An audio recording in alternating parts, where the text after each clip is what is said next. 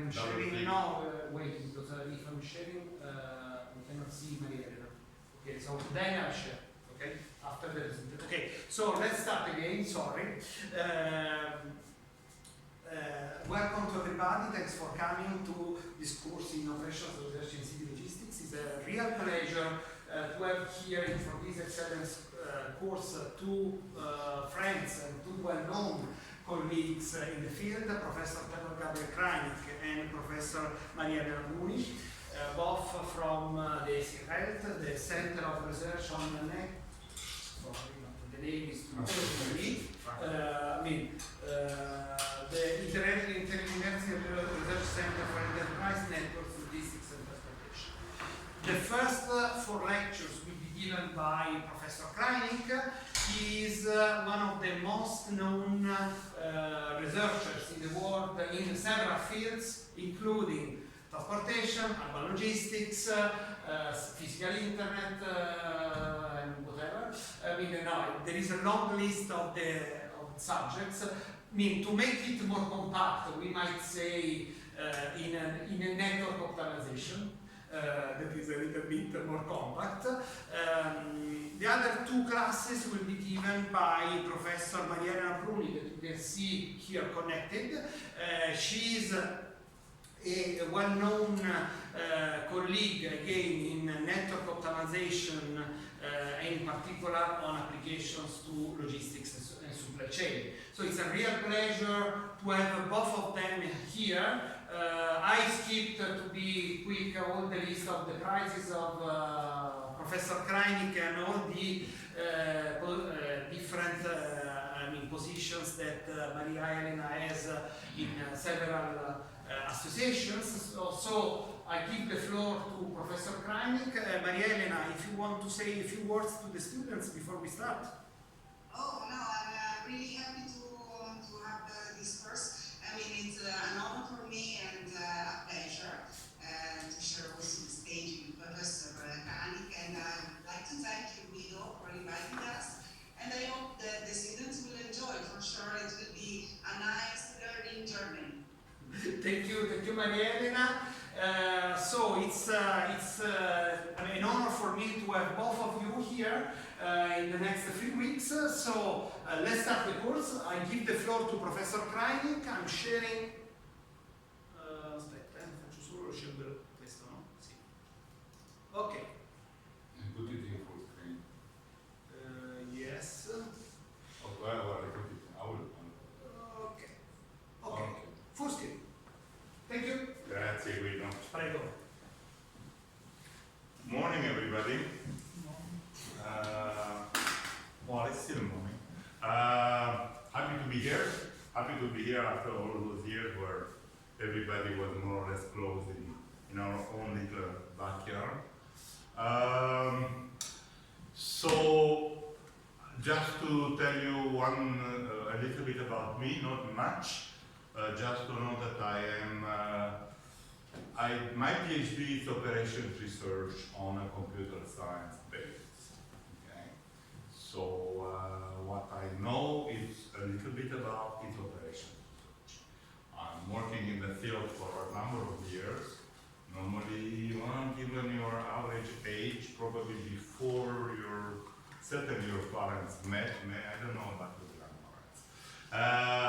And my main field of applications is transportation in the freight area, mostly, and logistics. I do other things around, including telecom and public transport and blah, blah, blah.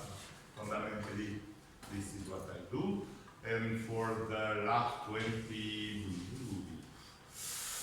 almost 25 years now, we are doing city logistics. And just to bring the things a little bit around, I started doing it in Rome with my friends at Sapienza. So you will see a couple of names in a moment. Okay, so that's what we're supposed to do. Why? Well, we'll start by, because fundamentally we believe that that's important. And also because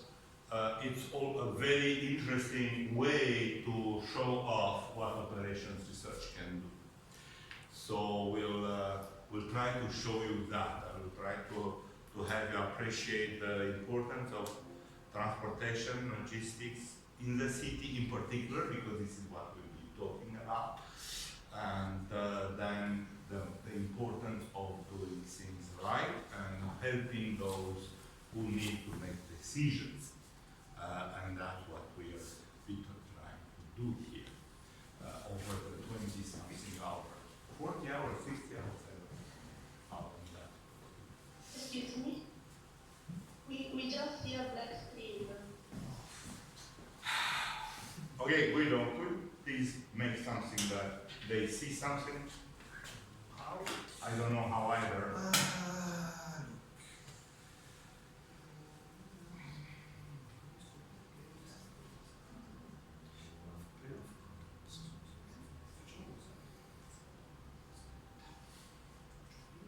Prima lo metti su screen, ok, poi vado su No, I mean, because I mean normally in my dove è finito il Zoom, no?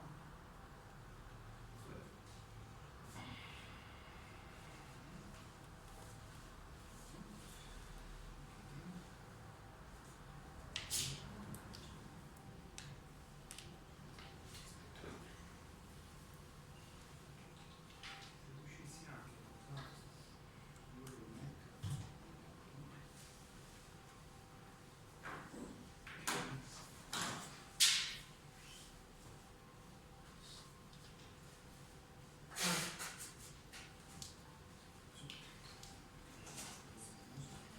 Non vedo il Zoom.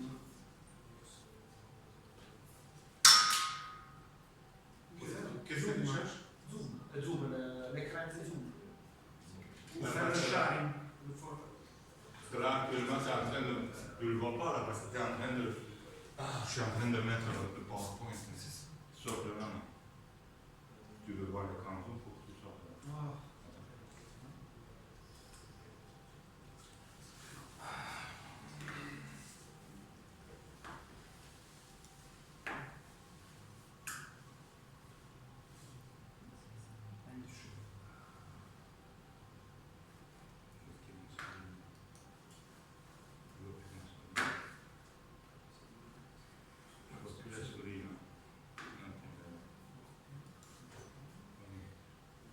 Metto l'écran Zoom et là. Save and share. PowerPoint. Parce que si je suis obligé de le faire juste directement avec ça, je peux, mais c'est pas beau. Ouais. Are you seeing the screen now? Yes. Eh? The presentation with the slide. Okay, and if I put it on full screen, do you see it? No. Okay, understood. So Zoom has a problem. Yeah. With the So we have to do it in a different way. Now, Professore, se prova a condividere tutto lo schermo, il desktop, non so sì, come, il poi desktop, forse... bisogna fare la condivisione del desktop, non della finestra. Che finestra? Cioè, no, invece che fare la condivisione dell'applicazione, non uscirà. Share screen, desktop, direttamente. E poi sono tutti full screen, vediamo se si vede tutto. Si vede tutto. No, non è. Are you seeing now? sì, yes. Okay. Good tip, thank you very much. Hopefully it will hold for a while. Okay. Okay.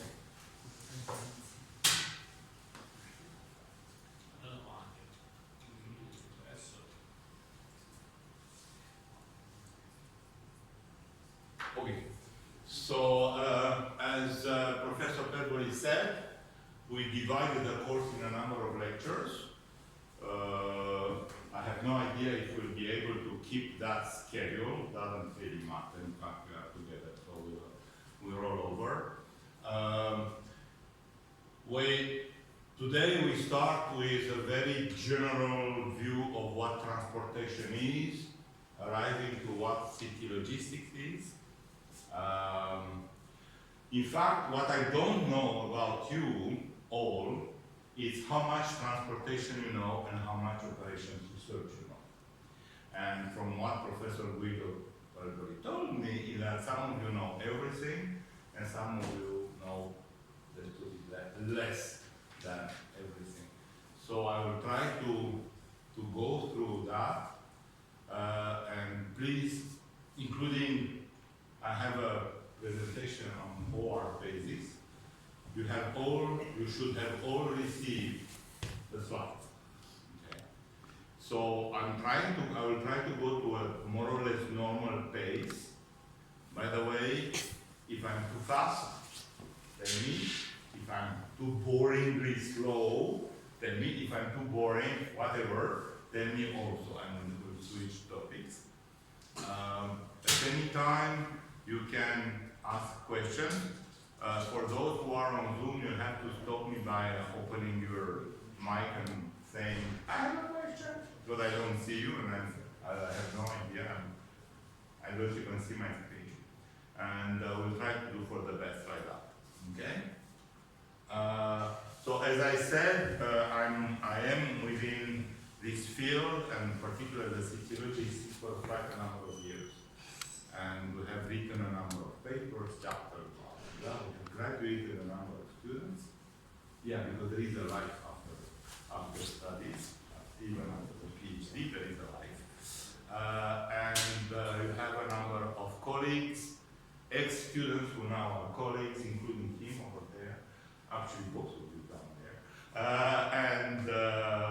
And a lot of work has been done with them and by them, and I'm just trying to put everything together. If there's any error in that, it's mine. Okay, so let's say about what transportation is. And the idea today is to go through those things here. You know intuitively most of it, and probably even scholarly you know a lot of it. Transportation, it's a common activity, right? We all do transportation, including transportation of freight. I don't know, unless you don't buy your groceries or you just have them delivered by some firm nowadays, either you are carrying your groceries from whatever store to the house.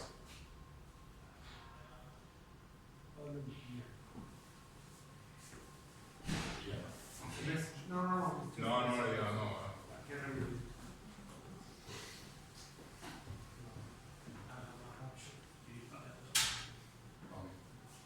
So we try, however, to make it a little bit a summary.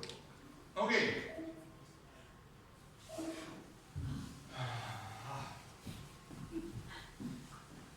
Guido. I'm going back home. Me either. That system is it's a mess.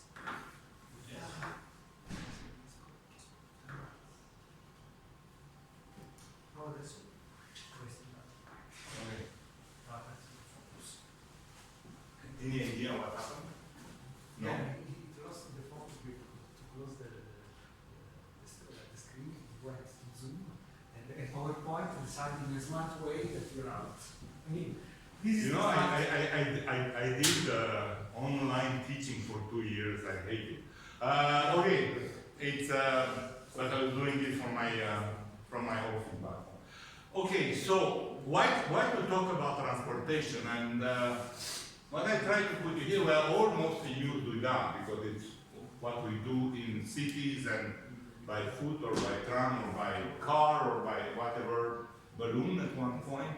What I will be talking today, and there are a lot of things which are in the background, which is, well, the nice congestion of the highways, and the fact that a lot of the objects that we are using day after day come from somewhere else.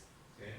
So we study transportation because those is an important activity for the human society. I'm picking a view of transportation as an economic activity which comes from Professor Mannheim in the 50s of the other millennium, by the way, about how the economy goes. So fundamentally, the human society produces and consumes goods. And goods in a very large sense can be cultural goods, food, clothes, that infrastructure in which you are working. Okay.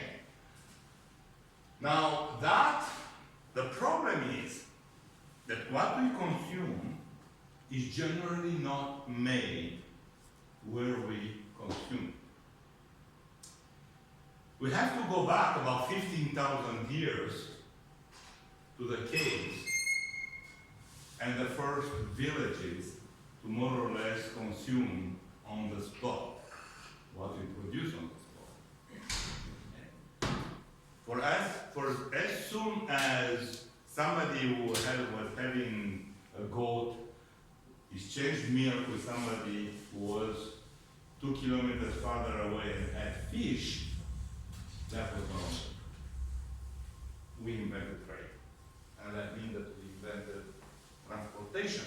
It means that we invented demand, meaning that we need to move things from where they are produced to where they are consumed. Because once the goat guy tasted the fish and the fish lady tasted the milk, the demand for trade was there. Now, that demand is normally answered by what is called supply. Somebody will do the transportation. Okay? And this is a closed loop between demand and supply. And fundamentally, the transportation system still nowadays is governed by this balance between the demand for goods and services and the supply, how those goods are somewhere produced, and this is production, and we're not looking into that, how they are moved. By the way, how many telefoninos each of you has? 1, 2, 3, 4, only one. Okay? Plus you have tablets, computers, you have television back home, eventually, or you go on, nowadays everybody's on streaming on your computer screen. You realize that what you are looking at or what you're saying is not produced in your telefonino, by the way, or in your computer screen. It's produced somewhere. You have no idea where. So somebody has offered the supply to give you the production let's call it culture, on demand in your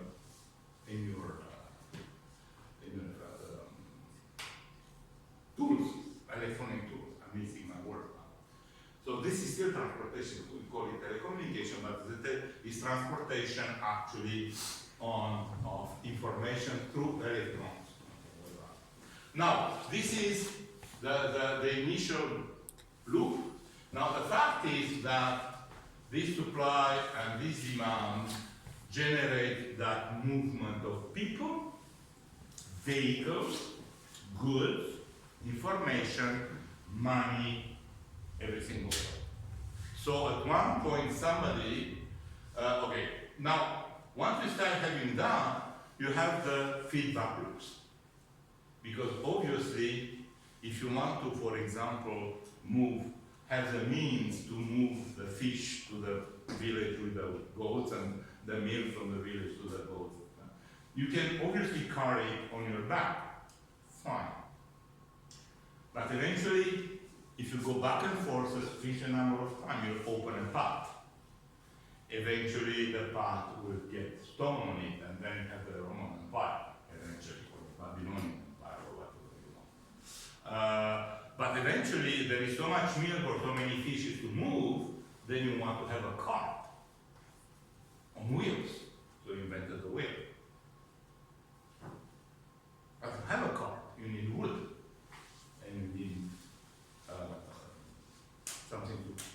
put it together. It can be only rope, or it can be nails, or it can be anything else.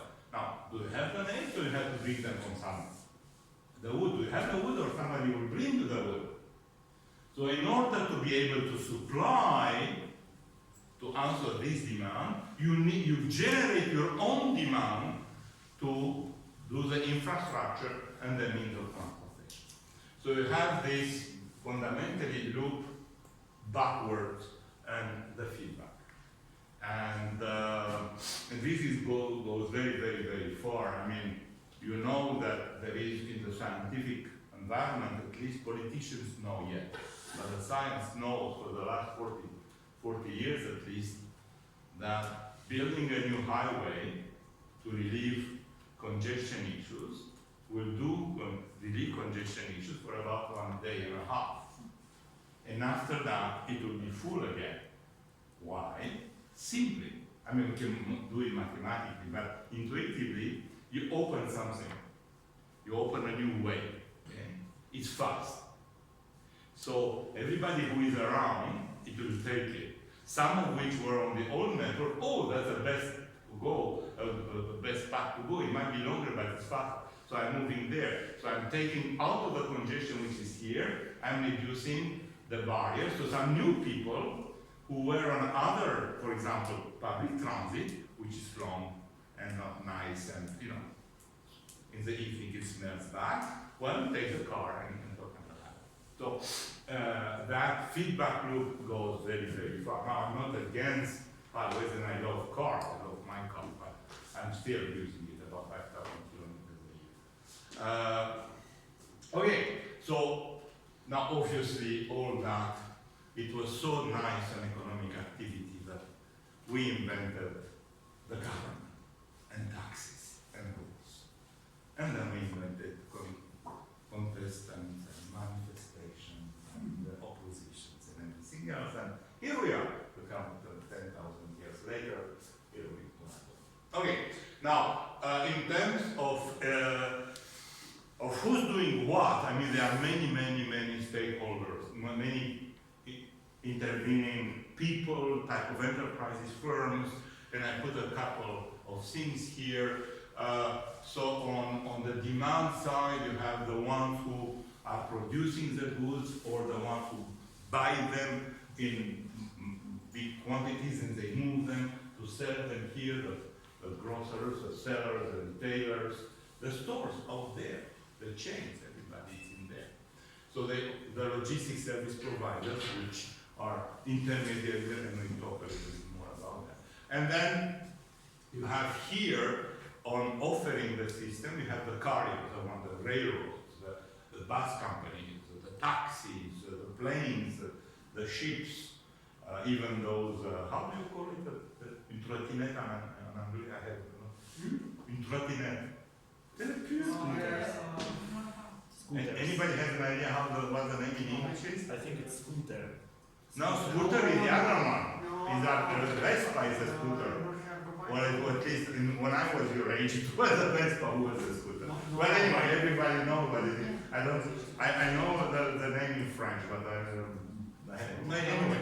And so again, we will not talk about those, by the way, but we will be talking about the ones who, the carriers in a sense, they are the ones who move, and the terminal operators is the ones who are offering.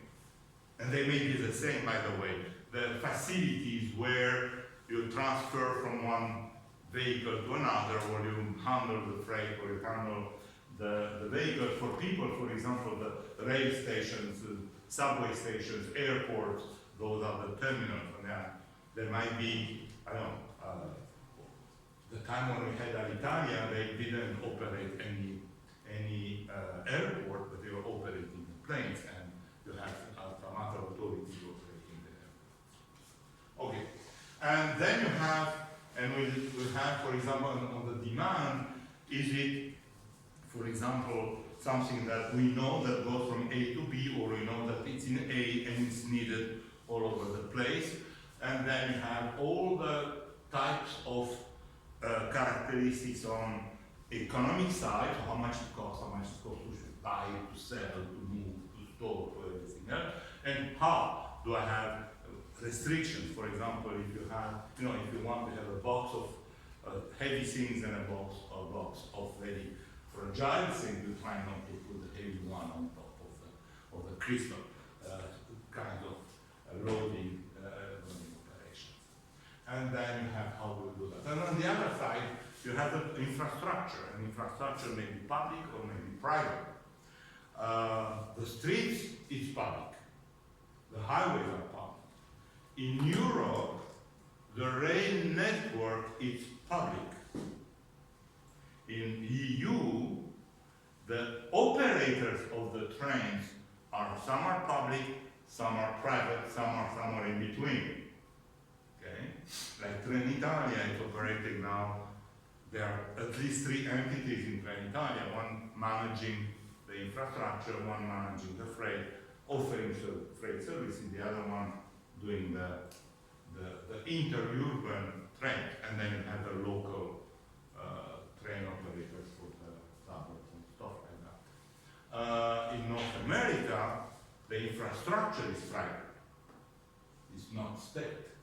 So for example, in Canada, we have 2 national networks from linking, one is linking the 3 oceans, Atlantic, Pacific, North. The other one is going down, also down to the Gulf of Mexico, actually links 4 of them. They have been built privately with private money. And they operate their own things. And by the way, freight trains have precedence because this is their business, they don't. So the public trains are using the same infrastructure and paying fees. And then you have different vehicles, convoys, and you have the people who actually manage it. Okay. Now, I'm claiming, and in part this is what the course is here, that transportation is an extremely important human activity.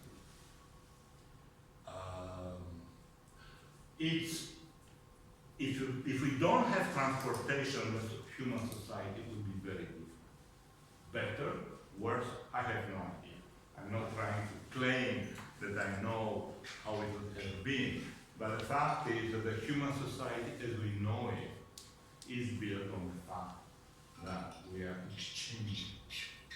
Also war, which in a sense it's maybe the bad part of human relations, and well, I like what you have and I don't, and I will take it.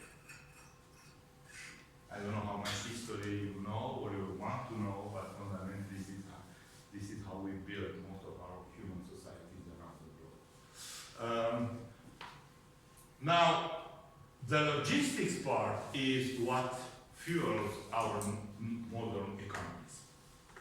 Because whatever the politics are, and politics are changing, and we could talk a lot about how politics are changing in the last 10 years, the fact is that we are producing very, very far from where we are consuming. We moved a lot of our production, well, no, first it was Japan after the Second World War, then to Taiwan, Korea, South one, not the North, then to China, when China opened. Now China is closing. It's closing again, and the coasts in China have opened, so things are moving again. Moving to Vietnam, to Laos, to Cambodia. They are already, we were in India, and actually we are moving into Bangladesh because it's cheaper. And then eventually it will go to Africa, because unfortunately Africa is still maybe the one which is the less developed of everything, everywhere, with the exception of Morocco, Algeria, Tunisia, and down south Africa. Well, Egypt should be up, but not totally here, talking politics. Now, even in our so-called developed countries, if we don't have a good transportation and logistics system, you know, I'm coming from a country which is one of the largest on earth, Canada, with one of the smallest population per surface possible. We are about 37 million people in all of Canada. Most of us, 80%, 85%, live down south in about 200 kilometers zone from the American border. But so you have everything, everybody else lives on that huge territory, some of which goes very, very, very far, and which is very difficult to reach. And we do have actually underdeveloped part of the country. The politicians will not say that, but we do. And you still have villages which are, in winter, the only way to go is by plane, because even the ships cannot go there. So if we don't have a good system, I mean, and we do have trouble with people who are falling ill, you have to go by plane, pick them and move them 1,000 or 2,000 kilometers outside. So it's developing all that. So we need to be efficient. Now, efficiency is very much in the eye of the beholder, and we'll be talking about what efficient means, but fundamentally means that we need to be there when it needs to be there at a cost which is affordable. Many things under this definition. But this is what fundamentally we try. And actually, that the economy, and now there is a social, and this is where the city logistics will come, because we need to move things in city, but we live in the city. And we are, because the city, we are very densely together, and there are a lot of people. And then there is the environment, of course. We are aware of that for a long time, but maybe the awareness is a little bit larger now than it used to be. Okay. Now, there are no simple solutions. Let me do a little bit of social politics here. Any candidate of any party who offers a very simple solution to something which has not been adequately addressed for the last 50 years is lying. Because there are no simple solutions to complex problems. But it's very easy to sell simple solutions to complex problems. Because people forget, unfortunately. And I can give you an example right now. I mean, we have a government who has been elected with a very high percentage of votes in our province, in Quebec, about 40%, which gave them about 80% of the deputies in the parliament. At the third election, and they have always promised something which made absolutely no sense, is to make a tunnel under the St. Lawrence River. Now that's one of the longest rivers in the world, and to link the south and the north shore of Quebec City, which is the capital. Doesn't make any sense. There's no need. You know, the demand and the supply, there is no need. There is more or less very little congestion, but it's a very nice selling point. And people, they will say, oh, there is congestion, we need it. There was no study whatsoever, no economics, no transportation, nothing, showing there is a need. But they were selling that. And the prices we started at $6 billion. Nowadays was grown, even before they even started to draw the project, at $10 billion. And they promised at the last election, which is 1 year ago, that they would show the studies. And they didn't have any study. It was pure politics. So they changed. There is a new minister, and she's bright. I don't like her party, but she's bright. And they abandoned, and now they will make a tunnel for 5 or 6 billion, but only for transit. Why? Because actually the federal government will give them 40% of the price, because it's public transportation. But still, no study, no congestion, no demand. But it's politics. And the guys say, no, I will not excuse myself. There were deputies who said, if we don't do it, I'll resign. No, I'm not resigning any longer. Because people forgive and forget, unfortunately. Not me, but also others. Anyway, so systems are complex, and we'll talk about city logistics and we'll see why. But the interaction between many stakeholders make it complex. Also, the systems have many components: the terminals, the vehicles, the crews, the distances, and it's no simple solution. Okay. Now, Freight is part of the logistics. Logistics is a little bit larger. Logistics in a very broad sense means from production to the ultimate consumer. So it involves obviously procurement, production, storage, movement, selling, a lot of it. It all depends how broad your definition of logistics is, but freight transportation is a very important topic. And there is a very strong relation between those problems that we'll be seeing in operations research, because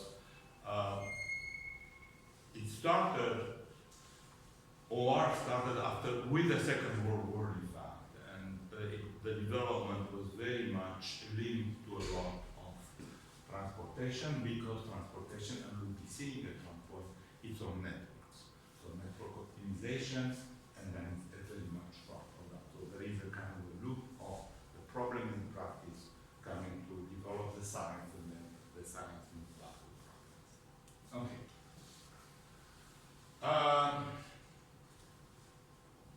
The fundamental question is, are we efficient? You are a PhD student, so actually one of the first things beyond the technicalities of stuff, and actually obviously you have to learn those and develop your skills, but you also should develop your skills to argue. So let me put it this way. Is transportation and logistic systems, are they efficient or not? I mean, I know that you have seen the slides, if you took the time to read them. Anybody has an opinion? I'm arguing both, actually. Yes, we are. I mean, I bought that in Italy, but I'm not sure. It might be made in Italy, but not sure. I bought those in Canada, and I'm certain they are not made in Canada. They are made somewhere in Asia. I don't know where. I should look. So the fact that, if you think about it, if all your telephones are probably made in China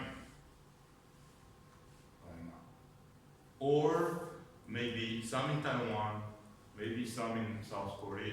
They are not made in the States, and they are not made in Europe. They are still cheap in a sense, where Apple sells them at awful prices, but you can have some of them because it's marketing, but actually the prices are still reasonably low. How can that be? Because the supplies, well, there is a manpower over there, but this is very high paid manpower even for the outreaches, and then there is the transportation, which is cheap. So we are efficient, we are on time, most of it, and prices are low. On the other hand, from a system point of view and a human point of view, not really.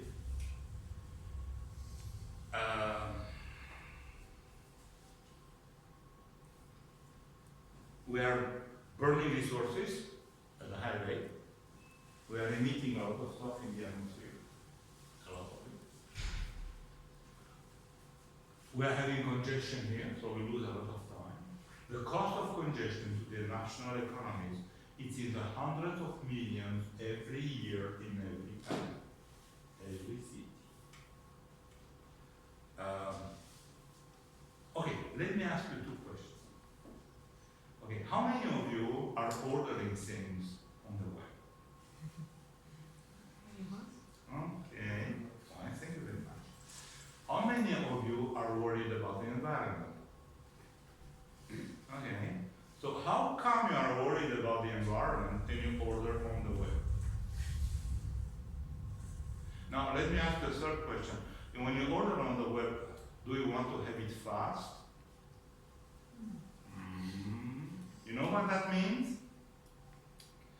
And I'm not talking about ordering the pizza and I want it in 20 minutes and I want to have it warm. I understand that. I'm ordering. Well, I prefer to go and fetch it myself because I don't like it when it takes too much of paper. But all those systems like today, I mean, Amazon does that, and everybody else does this, in 2 hours, in 1 hour, in half a day.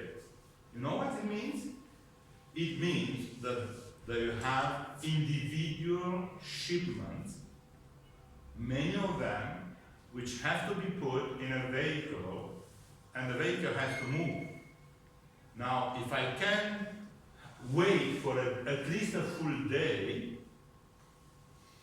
before I'm going to a neighborhood, I'm putting all those packages in the same vehicle.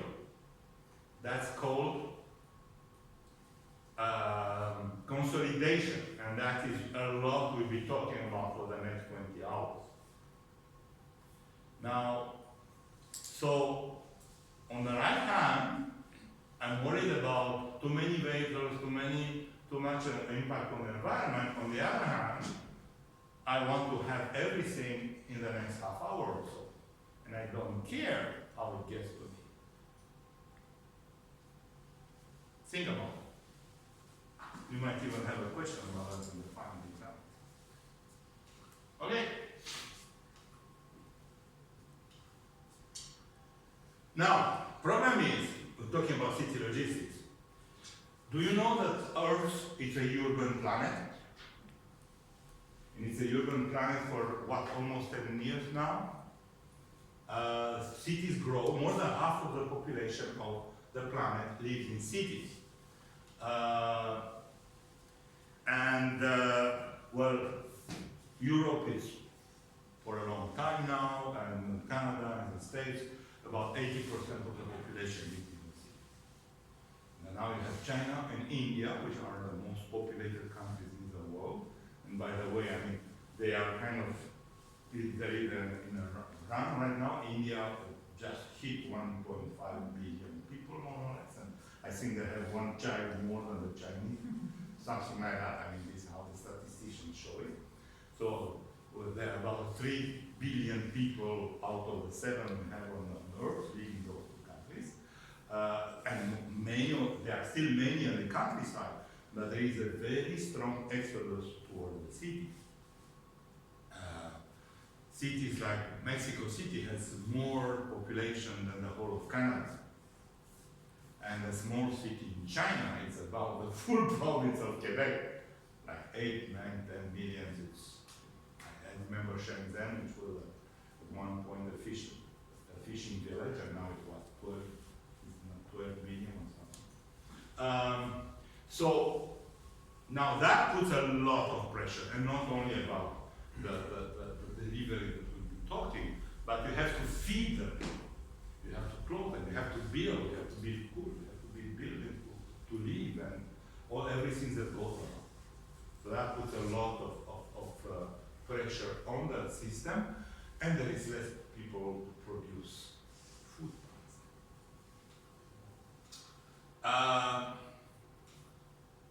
And this is where, well, I mean, we'll not solve that problem, which is a human problem, but at least trying to make the systems more efficient. This is what we'll be trying to do here. Okay, now let me put this up. This is, where are we think we're going, and where my profession at least fits into what is called the new digital numerical economy and society. Everybody speaks about artificial intelligence. 99% of the people who speak about it have no idea what they're speaking about, but doesn't matter. This is what we're talking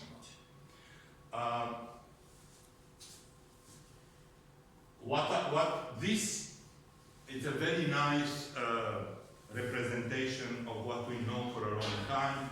There is an institute in Montreal on the valorization of data. It's an old name because the things advance very rapidly, and we are all inside. I mean, all the universities and people in computer sciences, in OR, in other engineering management.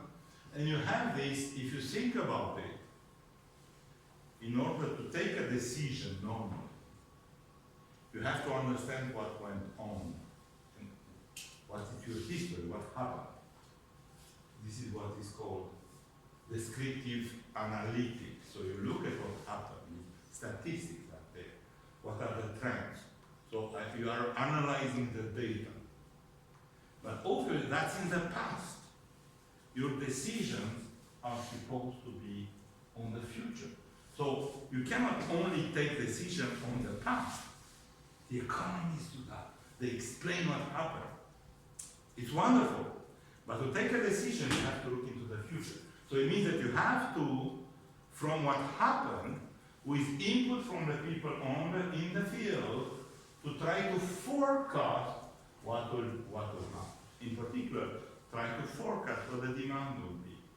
Now, by the way, we are in a very bad forecasting era right now because with the COVID that happened, we are very much bang, going everywhere, and we have no idea what the trend is. But trends start to emerge again. But so now you have a prediction. We are all living on prediction. We predict that we get out of the PhD in a couple of years, right? We predict that we have a life after that, nice. Salary, kids, house, whatever you want to have. It's a hope. Scientific terms, let's call it prediction. But then the decision, so this is predictive analytics. The machine learning stuff is in here.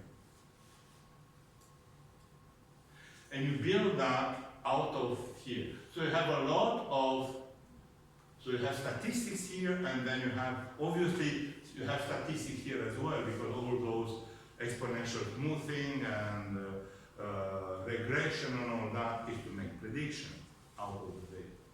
But then you also have what the deep learning, the unsupervised learning, reinforced learning, the machine learning in general, what everybody thinks there is artificial intelligence, which in a very, very narrow, but very important sense, by the way. I mean, it's absolutely essential.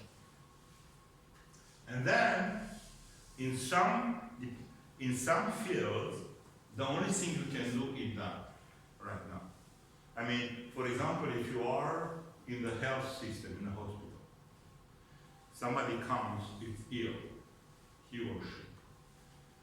The doctors will make a number of analysis controls and have a lot of things going on. And they make I call it a guess. Actually, they put a name and they put, this is what you have. You have a cold, that's an easy one. Take 2 pills and call me in the morning. Okay? Or you have something much more. Okay? It's out of the analysis based on the knowledge what happened before, and you have all those manuals, and you learn and then you apply. Now, what is happening in that but you cannot optimize now. You cannot optimize a prognosis. You can optimize the treatment eventually. How much of this drug, how much of this analytics. Okay? So there is AI products right now and development to try to actually help here to have a prognosis out of the data. Very limited. Okay? But instead, these are called unstructured programs.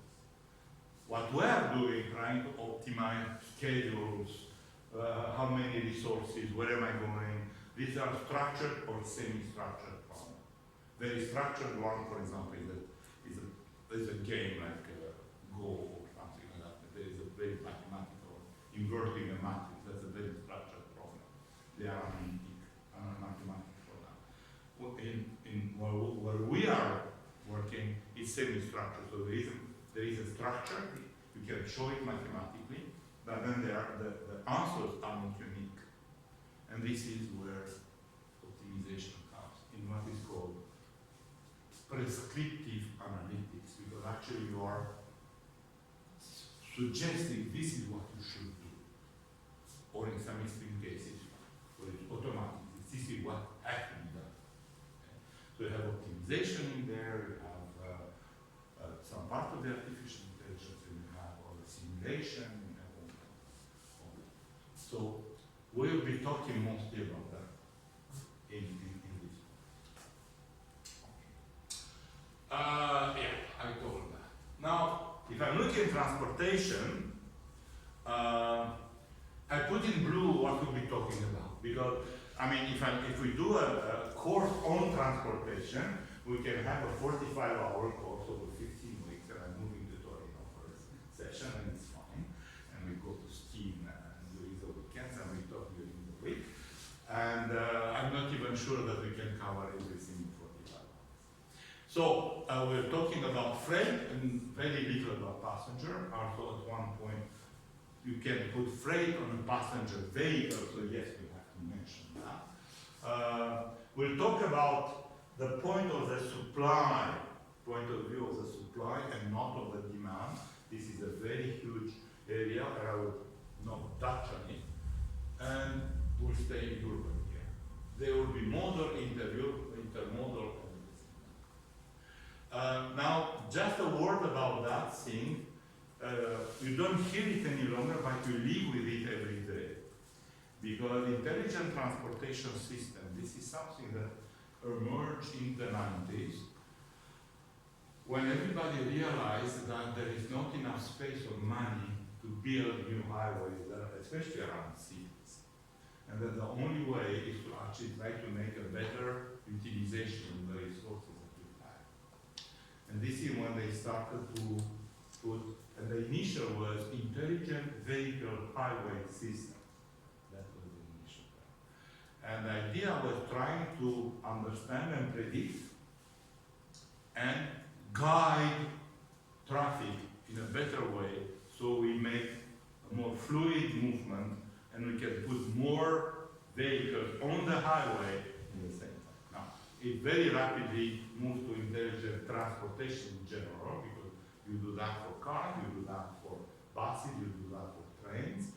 And I mean, now you are born with that, and you are used to see those signs everywhere on the highways or even in the cities. And I mean, if this is open or it's closed, how long the queue is, or how long the wait is, the delay before you get there.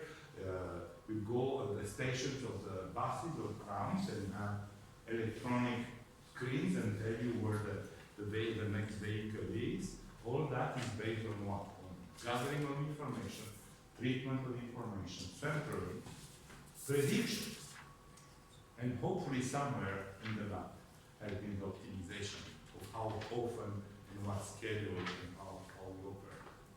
So this is what ITS is. Now if I'm looking at freight, you can look, there are those three categories. One is the long haul, what is called generally the interurban, the distance, or the intercontinental.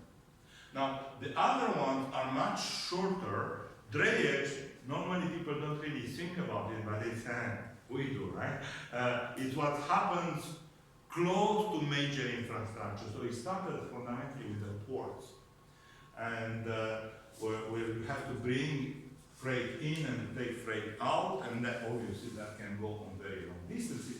But you have a lot of things around ports, and normally you have a city around the port and have a lot of production consumption. So you have very short movements, but they are not really in the city, they are around the city.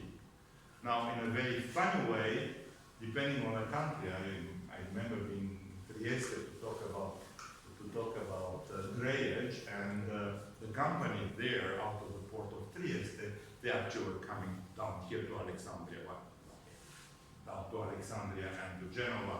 Drayage was, because it was still Italy being the way it is, that's not too long. I mean, you don't go drayage to Napoli, but you do Trieste, Genova, a little bit drayage. And then you have the city where we are in there. Okay, now we'll be talking about that thing here. Physical internet synchromodality are two proposals, and some not only proposals, because some of them are organized, to do things differently, in a sense, and it's the same thing that we will be trying to do in city logistics, to deconnect the economic transaction between I'm buying from you and you ship to me, That's a traditional way. So I'm buying from you, and either you or me will take care of all the transportation payment. And we do a contract with somebody or with the chain of transport. The idea is, okay, that economic transaction, but then when things have to move, they will be moved in a more system-wide. So I will put it on the appropriate vehicle, on the appropriate service, given the conditions now, in order to get a queue on time, but also in a more economic, from all points of view, system. Okay? So City Logistics does that, wants to do that, and we'll be talking about that today in the city. Synchromodality has been invented in Europe, actually in Rotterdam, out of the port of Rotterdam, because the port was sick, having containers in the yard, because they were waiting for the train, were coming 2 days later, and they had the barges which had nothing to do with emptying the tank containers from the barge and ship them to the border with Germany and put them on trains over there. Much easier, get out of Holland, and now it is kind of working in Europe, and actually Professor Bruni has worked on that. Yeah. And physical internet, well, actually has been invented up in North America, in Quebec actually. The professor is now in Georgia Tech. Now I'm going until again 10 minutes more. Yeah. But it's the same idea, but done a little bit different. So this is what I will try to sell to you guys, that this is a great idea. Okay, now, before we go, just want to give us a little bit of vocabulary. I told you that the transportation is supply and demand. Well, let's try to group those, okay? So if I'm looking, I will have the shippers who are actually generating the demand. And shippers may be a lot of type of companies being, can be actually the company who produces it, or the one who bought gross and they want to move to actually distribute, can be an intermediary. We'll talk about more about the intermediaries in a moment.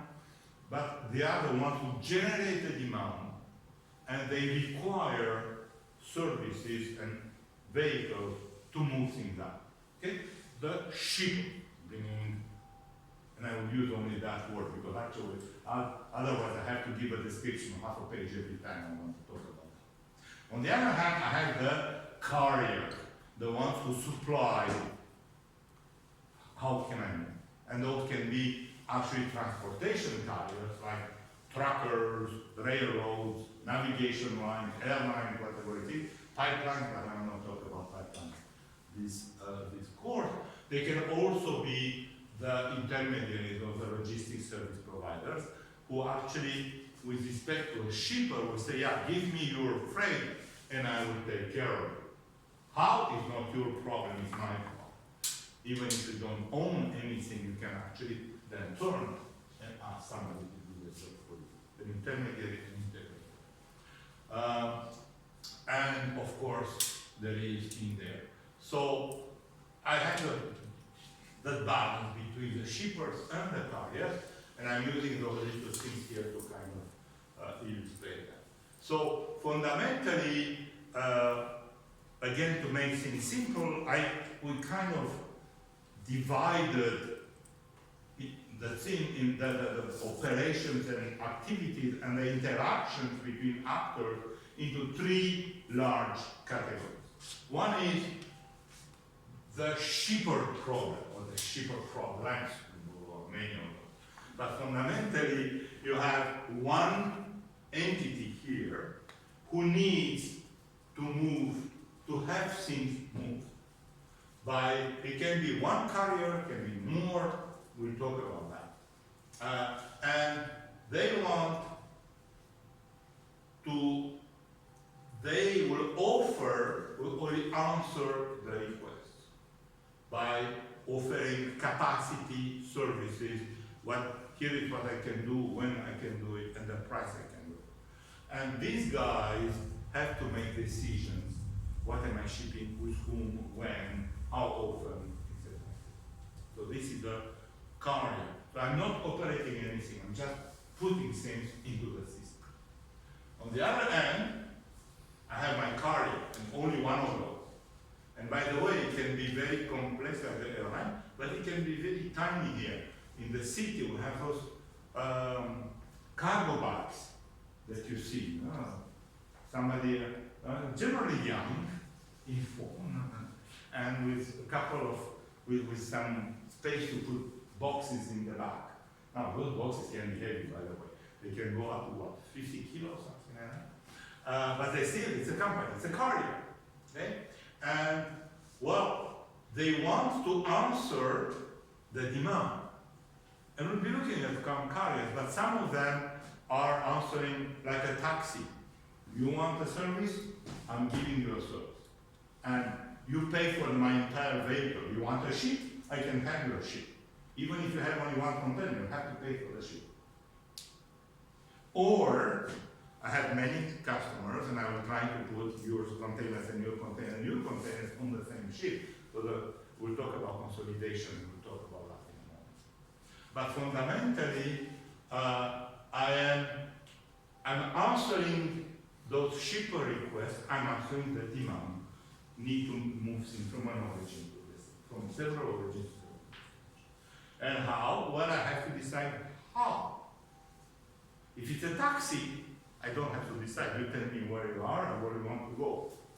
Not many decisions here. But if I want to serve all of you like a bus, I cannot send a bus to each of you because it becomes a taxi, and the price will be the price of the taxi. If I want a bus, I need a line, and I need some stops, and I need a schedule, so you know when to go.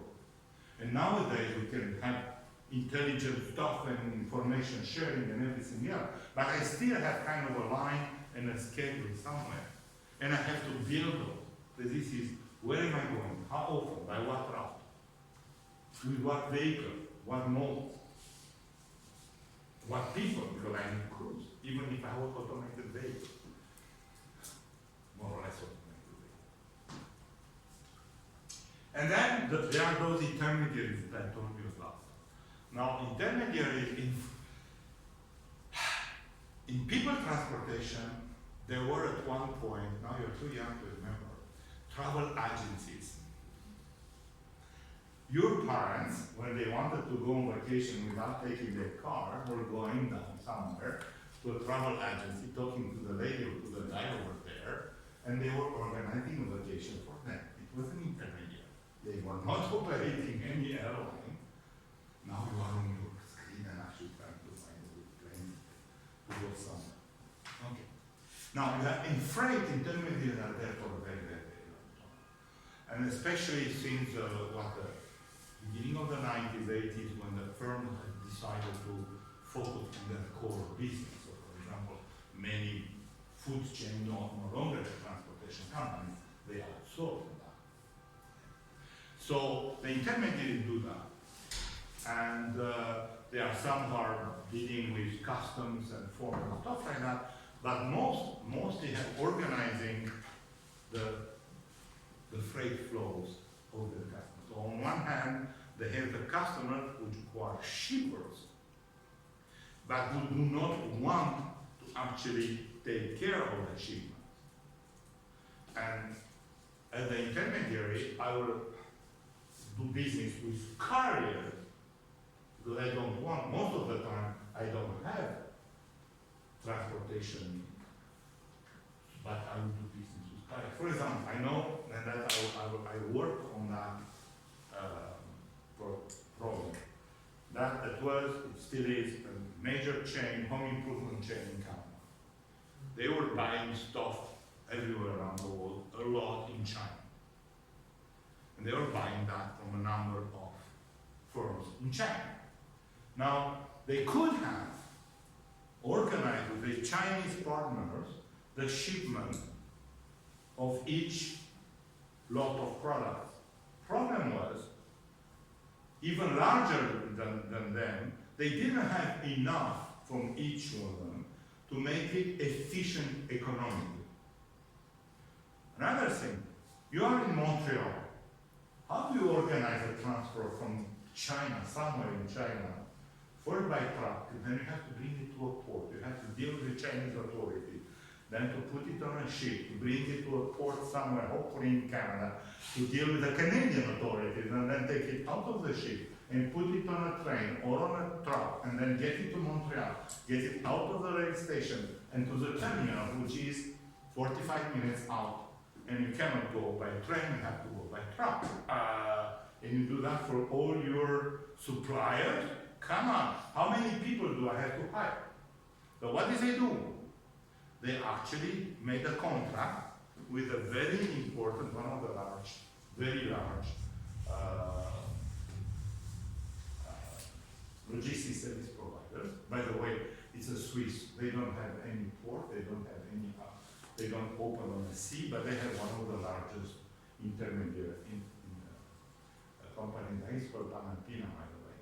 And that company has a very large terminal, own terminal.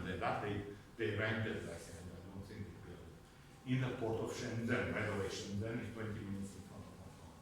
And they have another one in Shanghai, which is by the Hongpu, the export. And what was happening, it was very simple. The Chinese producers were shipping things to the terminal in Shenzhen. All of them.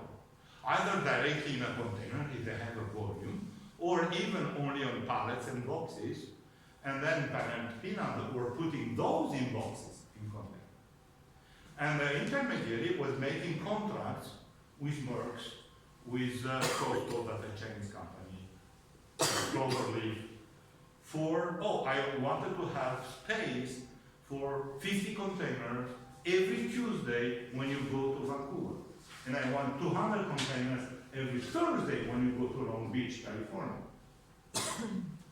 And they were making long, at least half medium-term contracts. And they were putting inside all the containers, not only for my company, but also for the other one. And when they were arriving in the other one, they were dealing with the authorities, they were putting them, and they are actually managing the whole chain until the main warehouse closed. So now, they are here in the middle, dealing with several shippers, several carriers. They have the problems on both sides. Somewhere we'll have something like that in the city logistics. Because if you want to reduce, and that's the time to go to coffee because the professor over there needs a coffee. Yeah. So if you want to reduce the impact of freight transportation on the city, it means that you want to reduce, in particular, the number of the vehicles that are moving through the city during the day or the night. Okay? So there are two ways to do that. Either we consume less, or we move it better by putting more things into the same vehicles or in the same facility.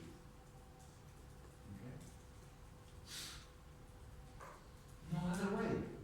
But as long as we don't invent that, who knows about Star Trek here?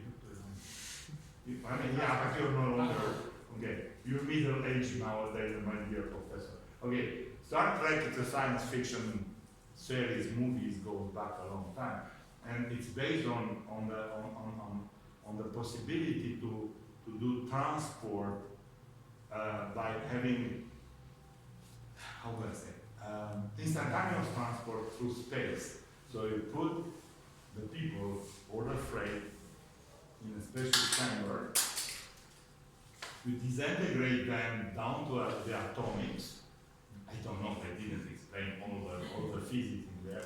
Then beam them more or less instantaneous speed light or something like that, through very, very long distances, but it has to have, hopefully, a machine to receive you on the other side, and you put them together. Here I am. Now that still requires energy, by the way, a lot, but at least you, lithium, if I remember exactly. Why? I mean, they call it different. Yeah. But so, But you know that now they tried with I know. two atoms, and I it was the energy of yeah, one I city. know. So that's, well, I mean, okay, let's not go into science fiction. But anyway, so that, in a sense, you eliminate most of the vehicles, even there, not everything. But until we get there, and we are not there by any means, not yet, the only way is either the demand goes down, or we put it together when it needs. Period. Now, how we do that, we'll try to see that in the next couple of hours. So I think that everybody needs a coffee. Yeah. For how long do we stop? 20 minutes? Yeah, just give me 1 second because I'm stopping here if I can. Okay.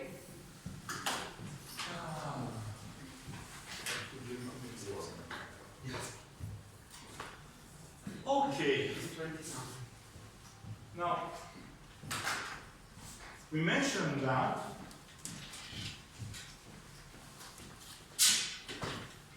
and I said before we stop for essentials like coffee that either we reduce our demands or we make our supply better, and by putting more things into the same paper. And this is called consolidation. And fundamentally, even somehow consolidation is at the core of many of our processes, including production and storage and obviously transportation. So what do I mean by that?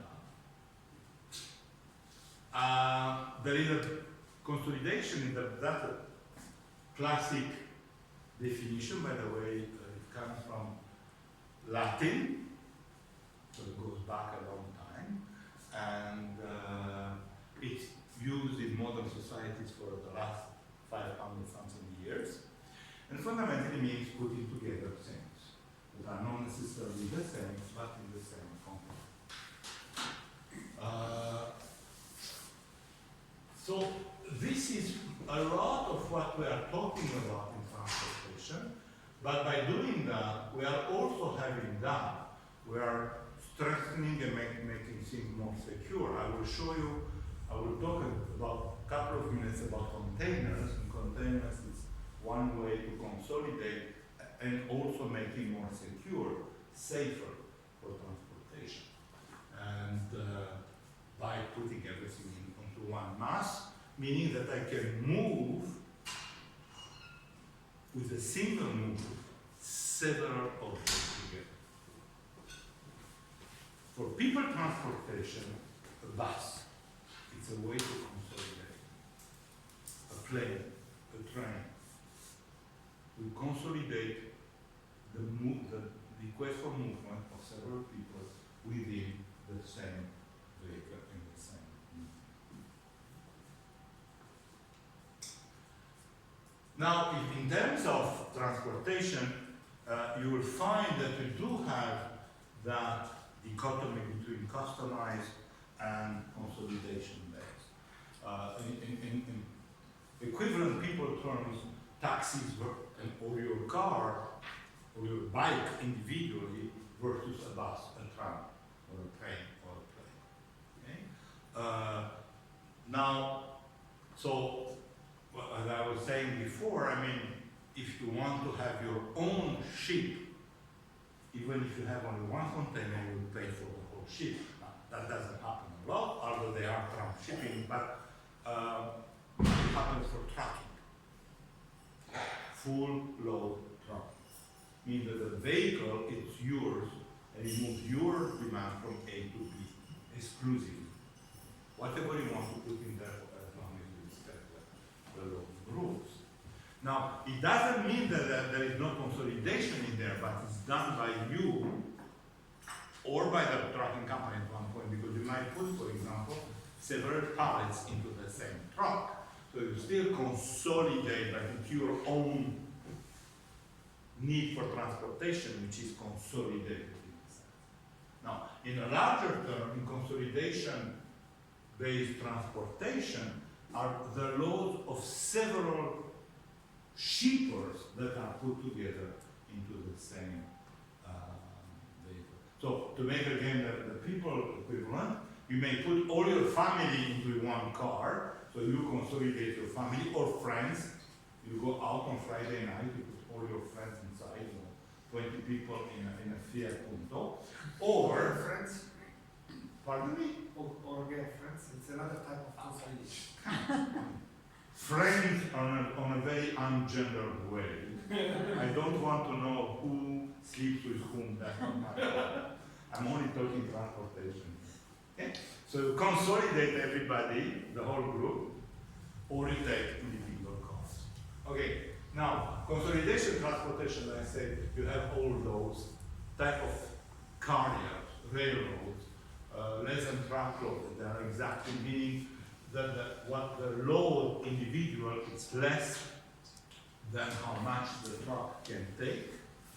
Shipping lines, a lot of shipping lines, especially on container intermodal shipping lines between continents. If you think about it, about everything which has to do with postal service, or the express couriers are consolidated things.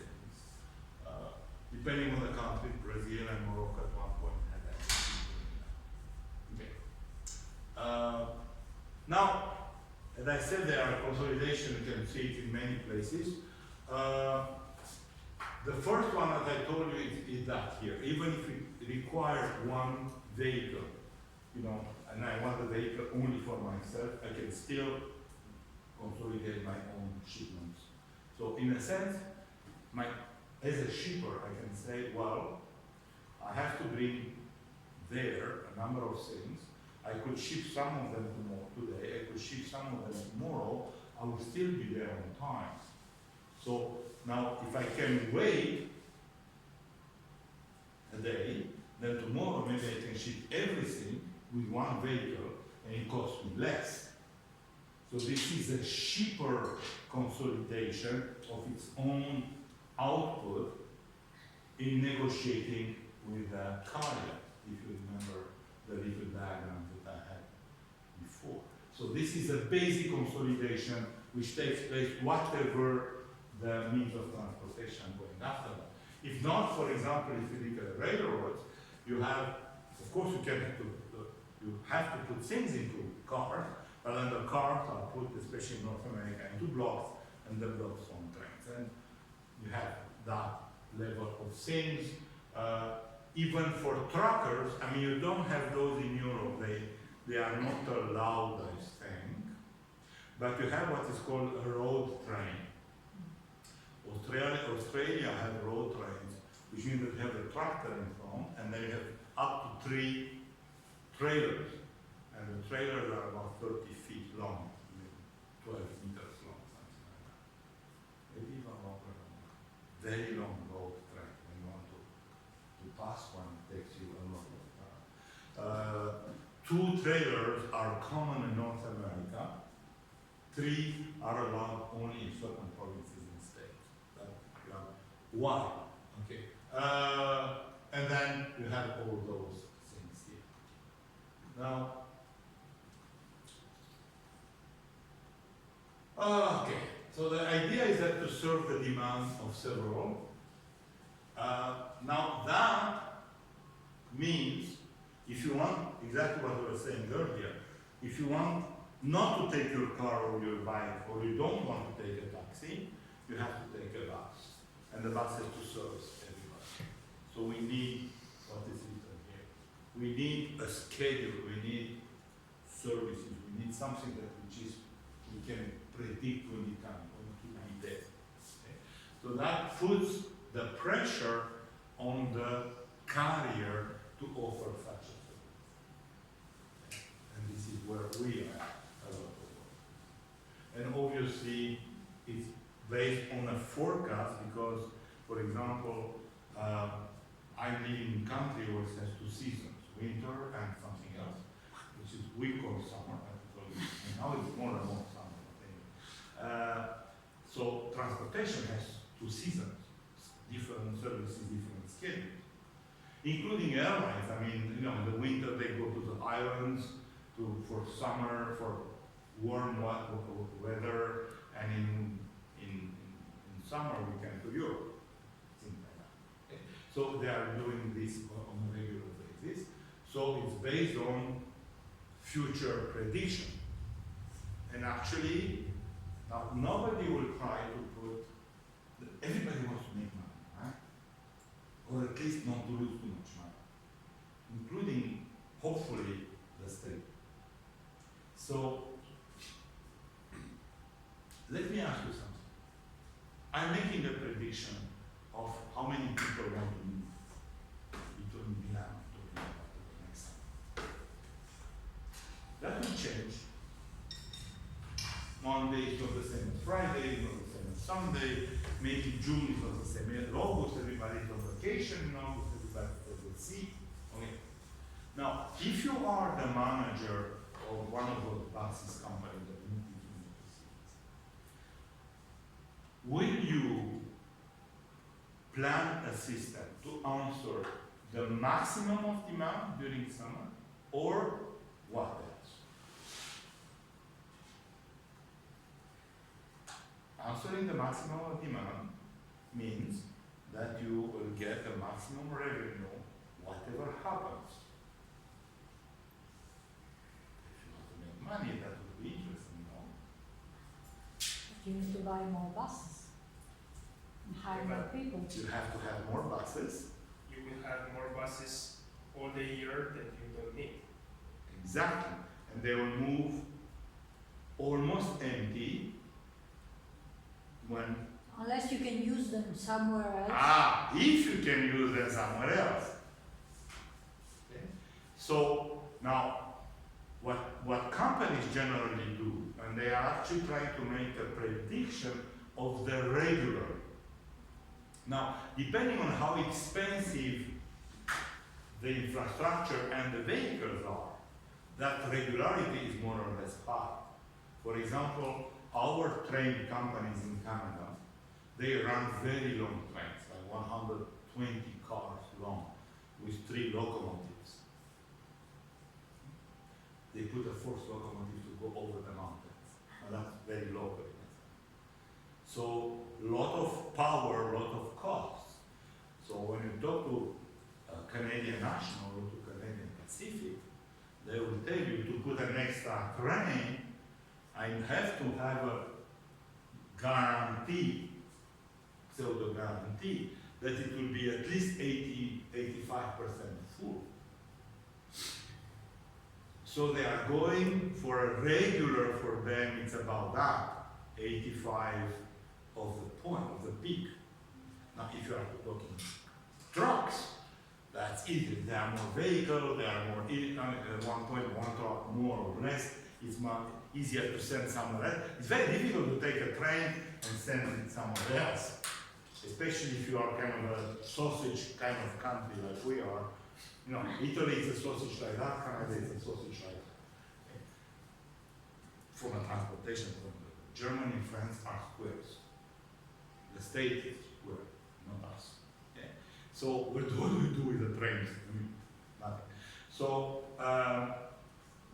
the regularity, this is what it means here. The regular demand, which means that there is a very high probability that that will happen every day, knowing that there will be variation and they will have to be taken care on exploitation. Doesn't mean that, for example, you put, I mean, if you are running passenger things, you put more passenger when people go to vacation, go to the sea. You know, France is classical. You have all the trains going in around the 15th of July toward the south, and then you have all Scandinavian, the Belgian, the people in the Netherlands and northern France who go down in the south, and the people in the south, they are the ones who receive the tourists, and they are the ones who go away because they don't want to see us. And then by the 15th of August, all the trains go the other way. But that's because that is for about a weekend or something. The cars in the south. Okay? So this is forecast of regular demand. This is what it means. And this is called tactical planning because you do it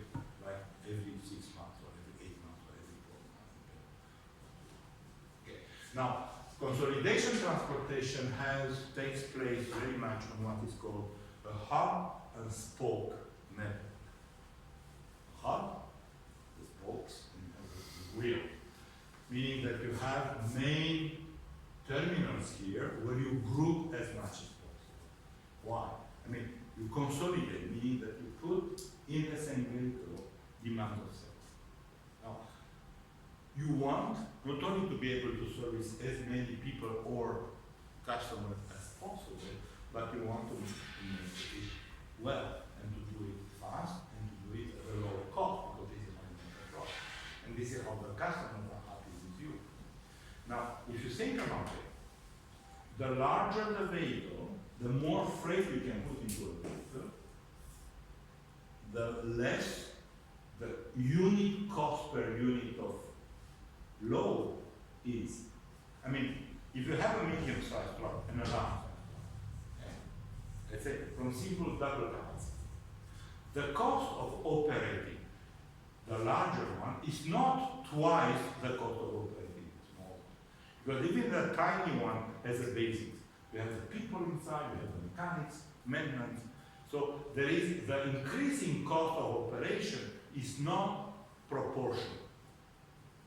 So if I'm doubling the capacity, yes, my cost will be a little bit higher, but when I divide that by how much load I can put into the vehicle, the per unit charge cost goes down. That's why our railways run 120 cars long trains, because they add an extra locomotive to go from 90 to 120, but the cost is divided among the load. And that's why if you look at the ships on the ocean to do the container trade between Southeast Asia, America, and Europe, the ships are more and more large. And actually the largest container ships right now, they are around 20 to 25,000 equivalent 20, I mean, containers, I will talk about that in a moment, they come in 20 feet and 40 feet. So the standard measure is 20 feet container. And they are taking up between 20 and 25,000 of those. 7 or 8 flows into the ship, up to 8, 9 flows over on the bridge. I'm sure. Why? Because the per container cost goes down. Now, after the pandemics, by the way, there was everything was up in chaos, and actually there were not sufficient ships, not enough containers. The price of a Trans-Pacific per container went up 10 times. Now it's back down to a more regular price, but it was over. So the network is like that. You have your original destination of demand into the zone, and normally it is gathered into what is called a regional terminal. Now, if you have enough here to fill up a good vehicle and to send them at a reasonably high frequency, so to offer a good service at a good price, you'll go directly even between regional terminals. Okay? If not, you'll consolidate here, you'll move it to a large terminal. And then, for the long haul, you move for a very efficient one. Think in terms of air transport. France has one hub, major, is Paris. Now, nowadays, for vacation, Marseille can be a mini hub. For business, Lyon can be a mini hub. But, Germany has one hub, which is not Berlin, by the way. It's Frankfurt. And Munich it's a secondary hub which grows. Italy used to have one hub. Do you know which one it was? Not Rome. It was Milan. It used to be Milan. It moved to Rome, and Fiumicino is still, especially for people now, a major hub. Malpensa is the second hub, with almost as big as, now Italy has two now. So I came, for example, to Milan, but there were no longer a direct flight from Canada to Milan for the last long many years. Initially, 20 years ago, 25 years ago, that was Toronto to Milan, not even Montreal. Okay? The largest Italian community in Canada is in Toronto. The second one is in Montreal. So it was Toronto, Milan. Now, at one point, all that disappeared. They created Montreal, Roma, and that's still very much working, and I love it. And then they opened Toronto, Montreal in one. There's plane stops in Montreal coming to and that's so this is the long hub where the idea is that you put as large a vehicle as needed, and there is always a balance. Because you can, how long can I wait in order to fill up my vehicle? If I wait too long, some of the freight will get there too late. So I cannot have it wait for 1 week, for example. So I have to have enough volume to be able to fill. And this is, am I filling up or no? The intermediary, the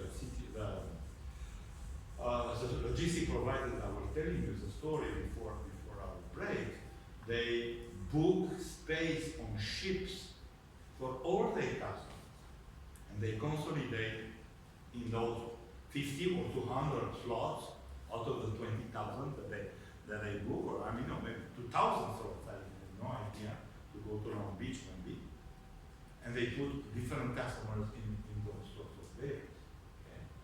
Because they have to have it on a regular basis. Because if you wait 1 week, it might be too late on the other side. Okay? So now you have to decide which one is a hub. I mean, this is a decision problem. Where do you put the hub? And also very much depends on how efficient you make your system and what is around the hub. Now, for airlines, they usually don't have many hubs. For example, the United States, there are some cities which are natural hubs. New York, Atlanta, Chicago, Los Angeles. Atlanta because Delta, Chicago because United, New York because it's New York, LA because it's LA. The other ones are regional ones. Doesn't mean that between Canada and the States you don't have flights everywhere, because they are fundamentally the same. They are local, little planes, blah, blah, blah. But the major hub for international flights are local. So consolidation transportation reduces costs for everybody if it's done right, and this is where we are. But, oh, by the way, it does reduce the flexibility for customers. Is the difference again between a bus and your car or a taxi. When you take a taxi, you call it a taxi. Or a car is even more flexible. Now you have to pay for it, but it's flexible, it's there. Bus is a lot. If you have a lot of money, you buy your own plane. That's very flexible. You have to be able to afford it, I know. Not on a professor's salary or whatever. But, so you go and you lose flexibility, but you increase the cost.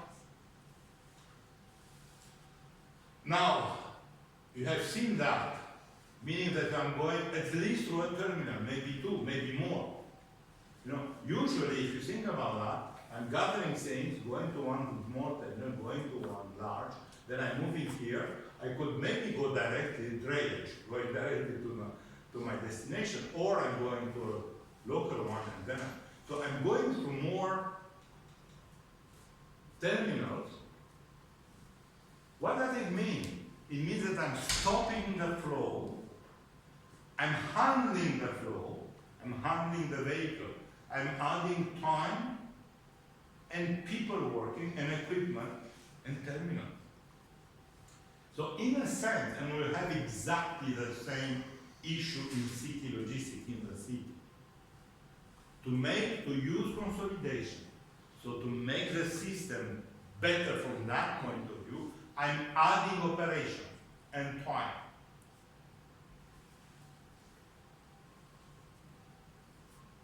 So I have to manage that new system well, because otherwise it costs more costly and it's more time consuming and it's not, or it will not function.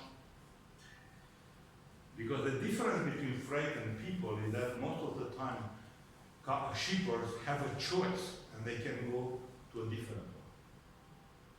People may be captive. And that's a question of revenue. If you have enough money, have your car, wherever you are, even if you live close to the Royal Palace, down in the center. You pay, you don't care, right? If it's the only thing you have the rail company, then again, you're stuck. You cannot, but most of the other ones have a choice.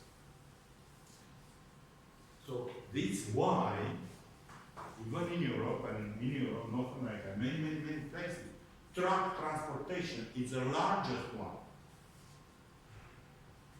It's not good from the environment point of view.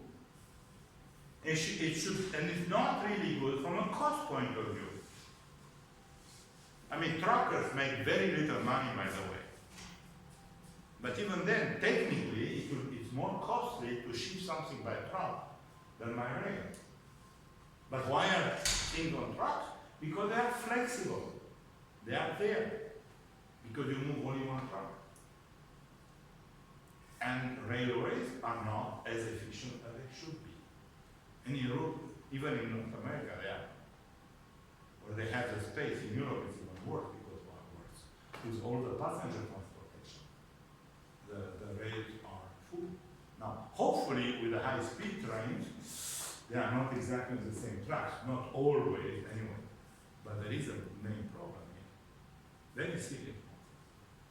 So you have to do it well. What?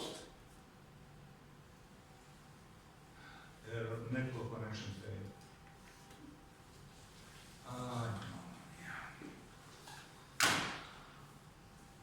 I hate that. I don't know how to do it. I'm no longer on Zoom.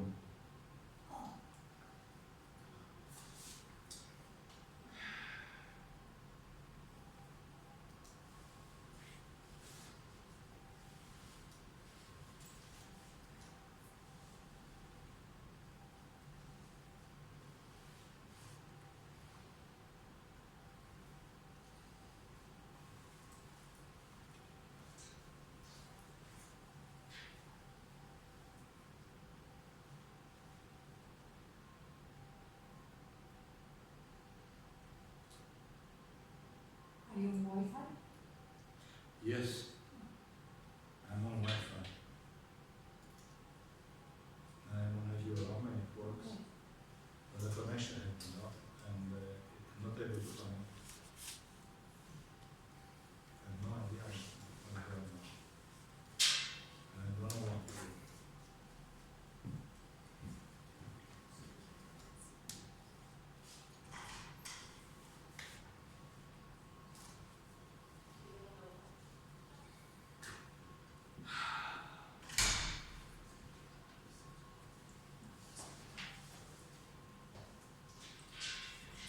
I cannot connect. Chiamato Guido.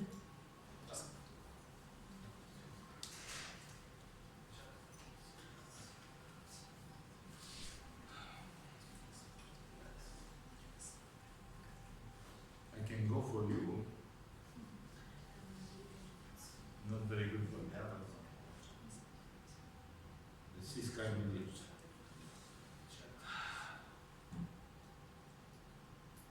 No internet.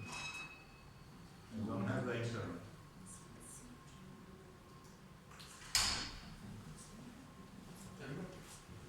I lost the internet.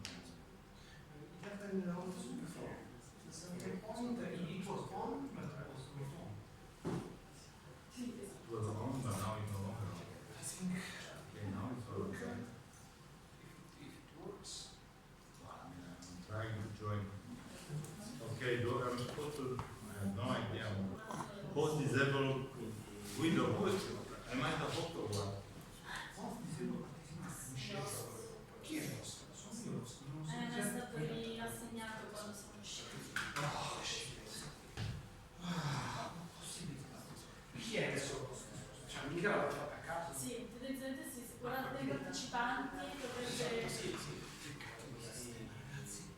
la freccetta lì, Chi è? non nostro, quel ragazzo lì. Questo? Sì. Scusate, Mister Jarab? Sì, siamo muti. Guido sei muto. Ah sì, aspetta. Mister Jarab? Rajab? Hello? Are you there? Yes, I'm here. Okay, can you make me host again? Because Zoom Or make me host again. or make. Both of us. No, it's me. No, You, okay. Oh yeah, Guido, yeah. please. If you go on participants, but when we lost the connection, it decided that we were the host.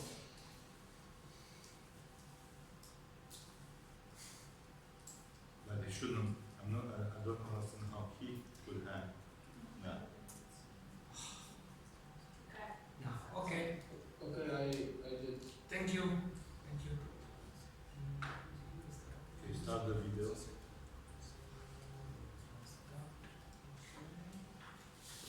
Okay.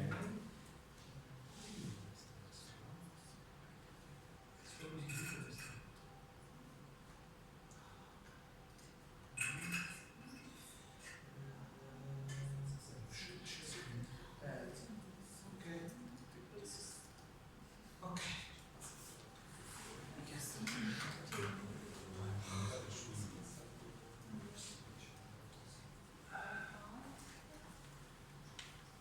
Commissione Zoom fa comunicare. Domani portiamo. Find my.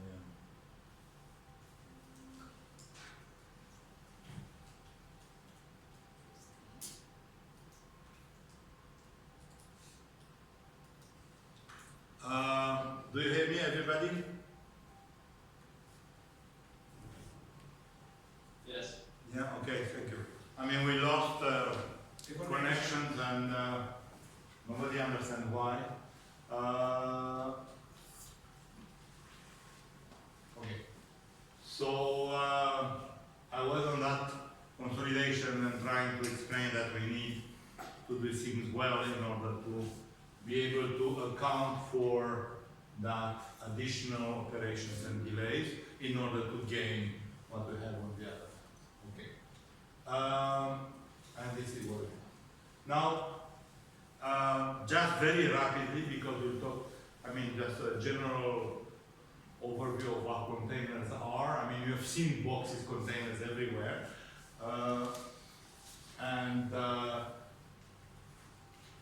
I think, okay, I went a little bit too fast. So what I'm trying to put here, that actually that idea of intermodality, which is at the core of all those new systems, and especially it's very much at the core of the long distance trade, with the containers in particular, but not only. And my idea was actually to try to show you a couple of things here. Now, this is a classical truck. This is a container in a sense. So here is only the platform, and this is a long container. And we'll talk about the type of containers in about 5 minutes.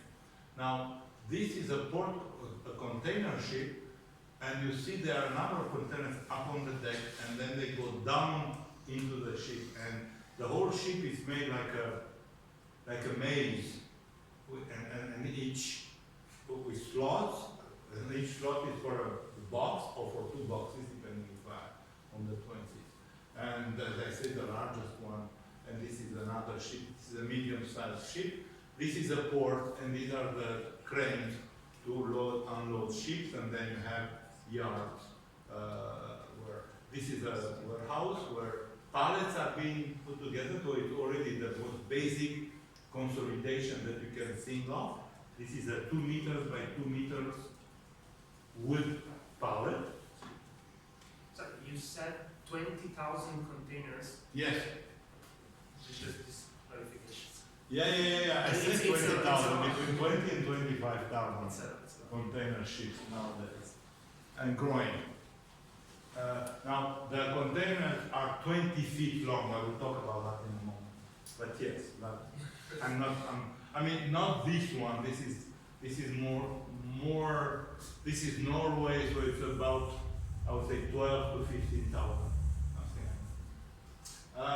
So these are the cranes.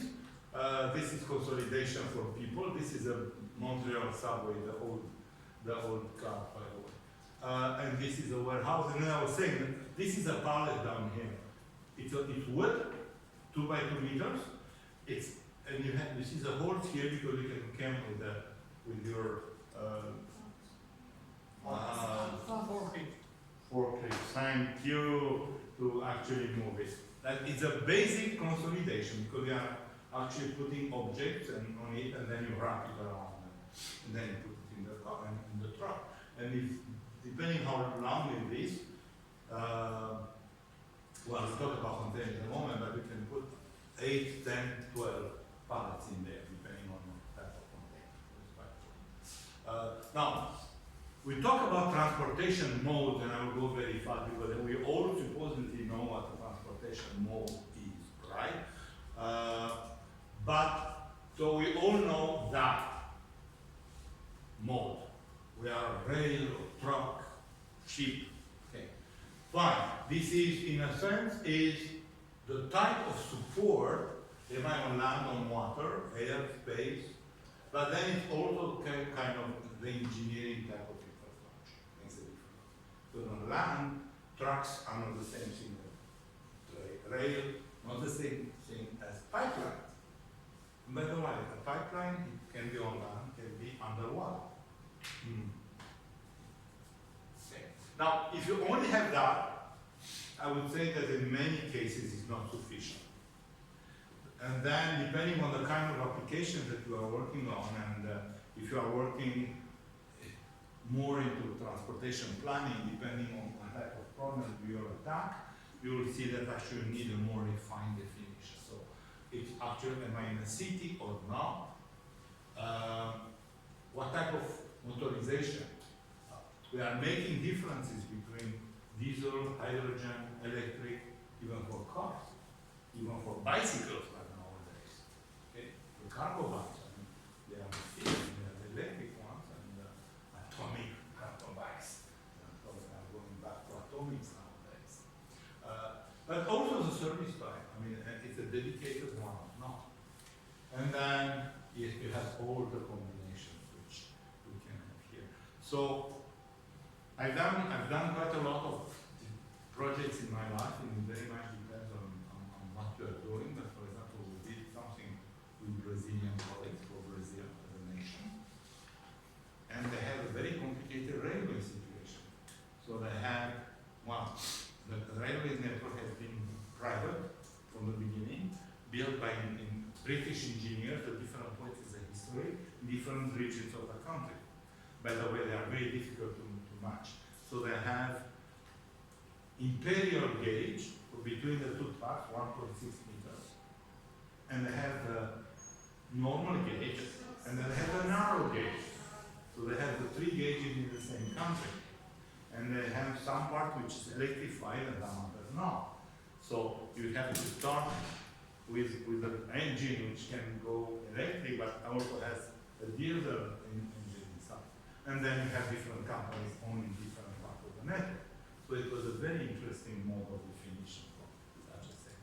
And if you look at the city, you know, like I think that in Torino have one authority managing the trams and the buses. Am I right?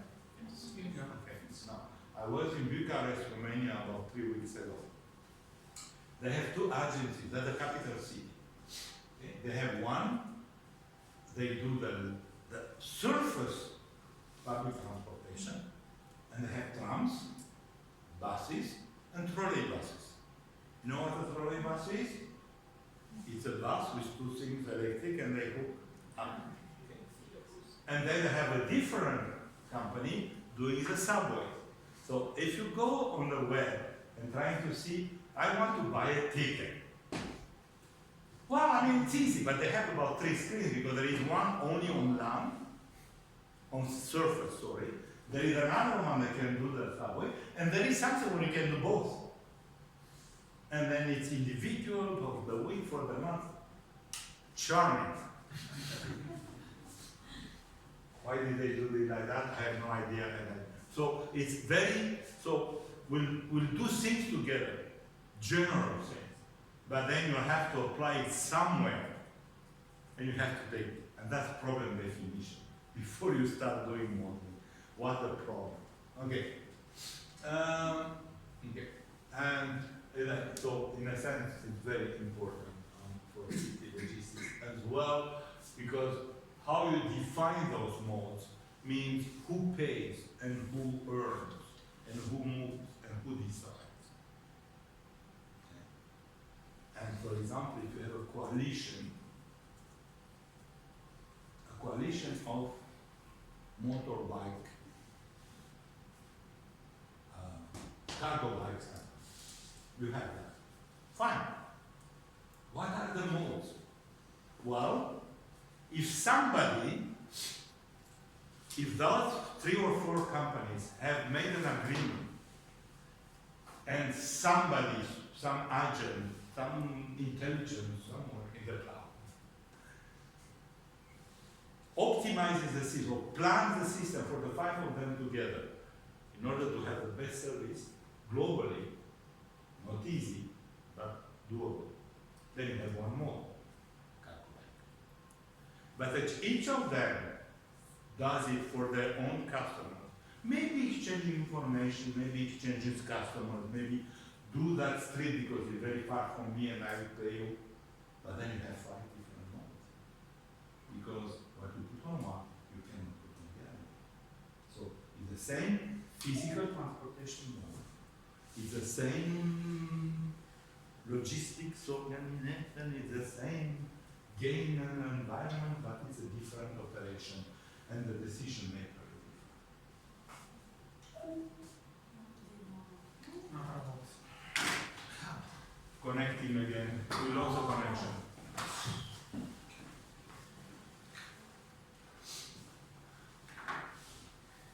Forse con un hotspot. No, ma non è il nostro, è poi. No, dico. Facciamo un attimo. Sì. Ok, ok.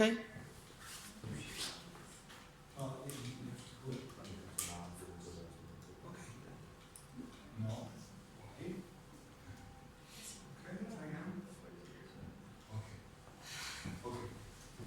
So, what is multimodal transportation is fundamentally very simply put when you have more than one mode involved between origin and destination. Okay. Again, for people you can walk, you take a bus, take a subway, take a bus, walk. Okay. And this is called multimodal transportation. Now, for freight, and I think I have an example here, for example, buckets. We are producers of grain, then you have to collect them on land, and you have on a truck or a small train, move it somewhere, then you can go to either a major rail yard, and then, for example, because the country is very far from Toronto, you go to Vancouver, then you put it on a ship, and then you do the reverse thing on the other side. Okay? So this is a multimodal transportation. I have at least 3 different modes. Now, I have to change from one mode to the other. The bag of grain or the bag of potatoes or the container will not move by itself. We move, but even us, to go from a bus to a tram, we need a tram station, which has an infrastructure. A bus doesn't really have an infrastructure. You put a piece of wood or steel or whatever with a name and a schedule on a tree or whatever, and that's a station, down. But with the tram you need, with the subway you need even more, with the planes you need a larger. Now, with freight you need terminals. And those are called intermodal terminals because they go from one mode to the other. So you go from one mode to the other, so they are in between, two modes. Called intermodal terminal. Okay? And so that's why very often people will say, oh, these are intermodal terminals. Well, not necessarily. Intermodal normally it means, intermodality means I'm just going from one to the other. Now, am I going into a container? Am I going on a pallet? Am I going one letter at a time? You know, the postal service is intermodal because you go from foot, from car or whatever else, to a plane eventually to move letters. But it doesn't mean that the letters are in a container. Okay? So don't mix intermodality and container transportation, even if a lot of people outside do that. Okay? Now, containers are important, and especially for international trade. But actually, we are more and more containerizing what we move in the city, and that has an importance. Now, containers have been created about 55 years ago, something like that, not more than that, after the Second World War. And they were actually created initially to increase security and safety. Containers, simple them as a simple box in steel. That was the initial one. And they are the two standard dimensions. Standard meaning accepted worldwide, and the ships are built for those standards. And they are in imperial measurements, 20 feet long and 40 feet long. So 40 is double the length of the 20. So you can put 20 wherever you can put a 40. So those 25,000 containers, they are 25 equivalent TWA, equivalent 20 feet wide container. And then this is a North American train. In North America, we have double stack on the, so we put two containers, one on top of the other. This is more European, single stack, and this is the German logistics company, Dandas. This is the entry to the Montreal port, and this is a container which is owned, you see, CN, that's Canadian National. That's a railway company, one of the largest railway company in North America, actually, it's a Canadian one. And they go from they touch the four seas, 3 oceans, and the Gulf of Mexico. And they're also moving containers, and this is the entry in the port of Montreal. So this is not only for show, or like a rock star show, and this is actually to read the chips which are on the container and on the truck. Excuse me, Professor. Yeah? We don't have your sound. Sorry? We don't have your sound again. You? Also, we just display for sound. Okay, I don't know, I'm letting Professor verbally do what You cannot hear.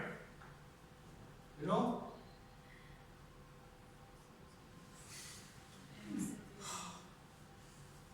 Hello? Mic is good. So, are you hearing? The other ones can you hear us?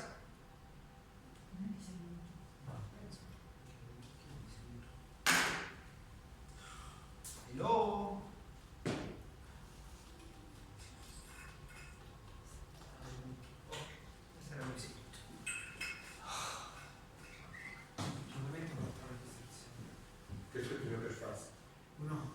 Can you hear?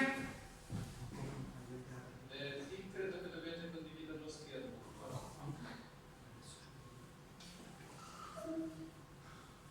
Sì, perché ci siamo di nuovo. Oddio, un'altra volta.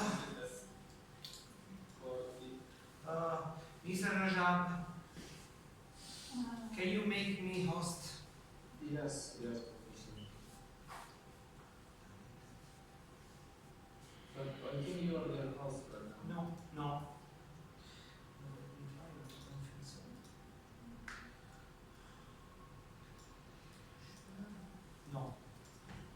No.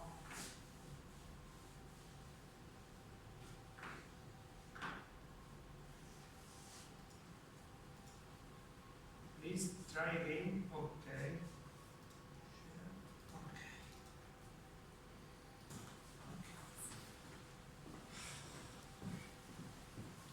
Do you hear me? Yes. Do you see the screen as well? Yes, it's good. Okay. So what I'm showing you here is not a full container. I don't have a photo of those little ones. But this is what are called pi containers in a sense. The concept has been invented by Professor, and I have a lapsus right now. Come on. It's a very good friend, that's why I forgot him. To come back. Montreuil. Benoit Montreuil. And he invented the concept of physical internet. I will not go into that because it's very long, but actually you can Google and you see physical internet is actually to try to manage a freight transportation system similarly to the internet where you have bikes moving and all of that, okay. Which is not as simple as that. But Benoit, it's an engineer as well, and actually he invented this concept of modular containers. Okay? Now, containers exist for a long time, okay? And I will show you a couple of dimensions, around 50-something years. And the intelligent container exists also for at least 25, 30 years and that.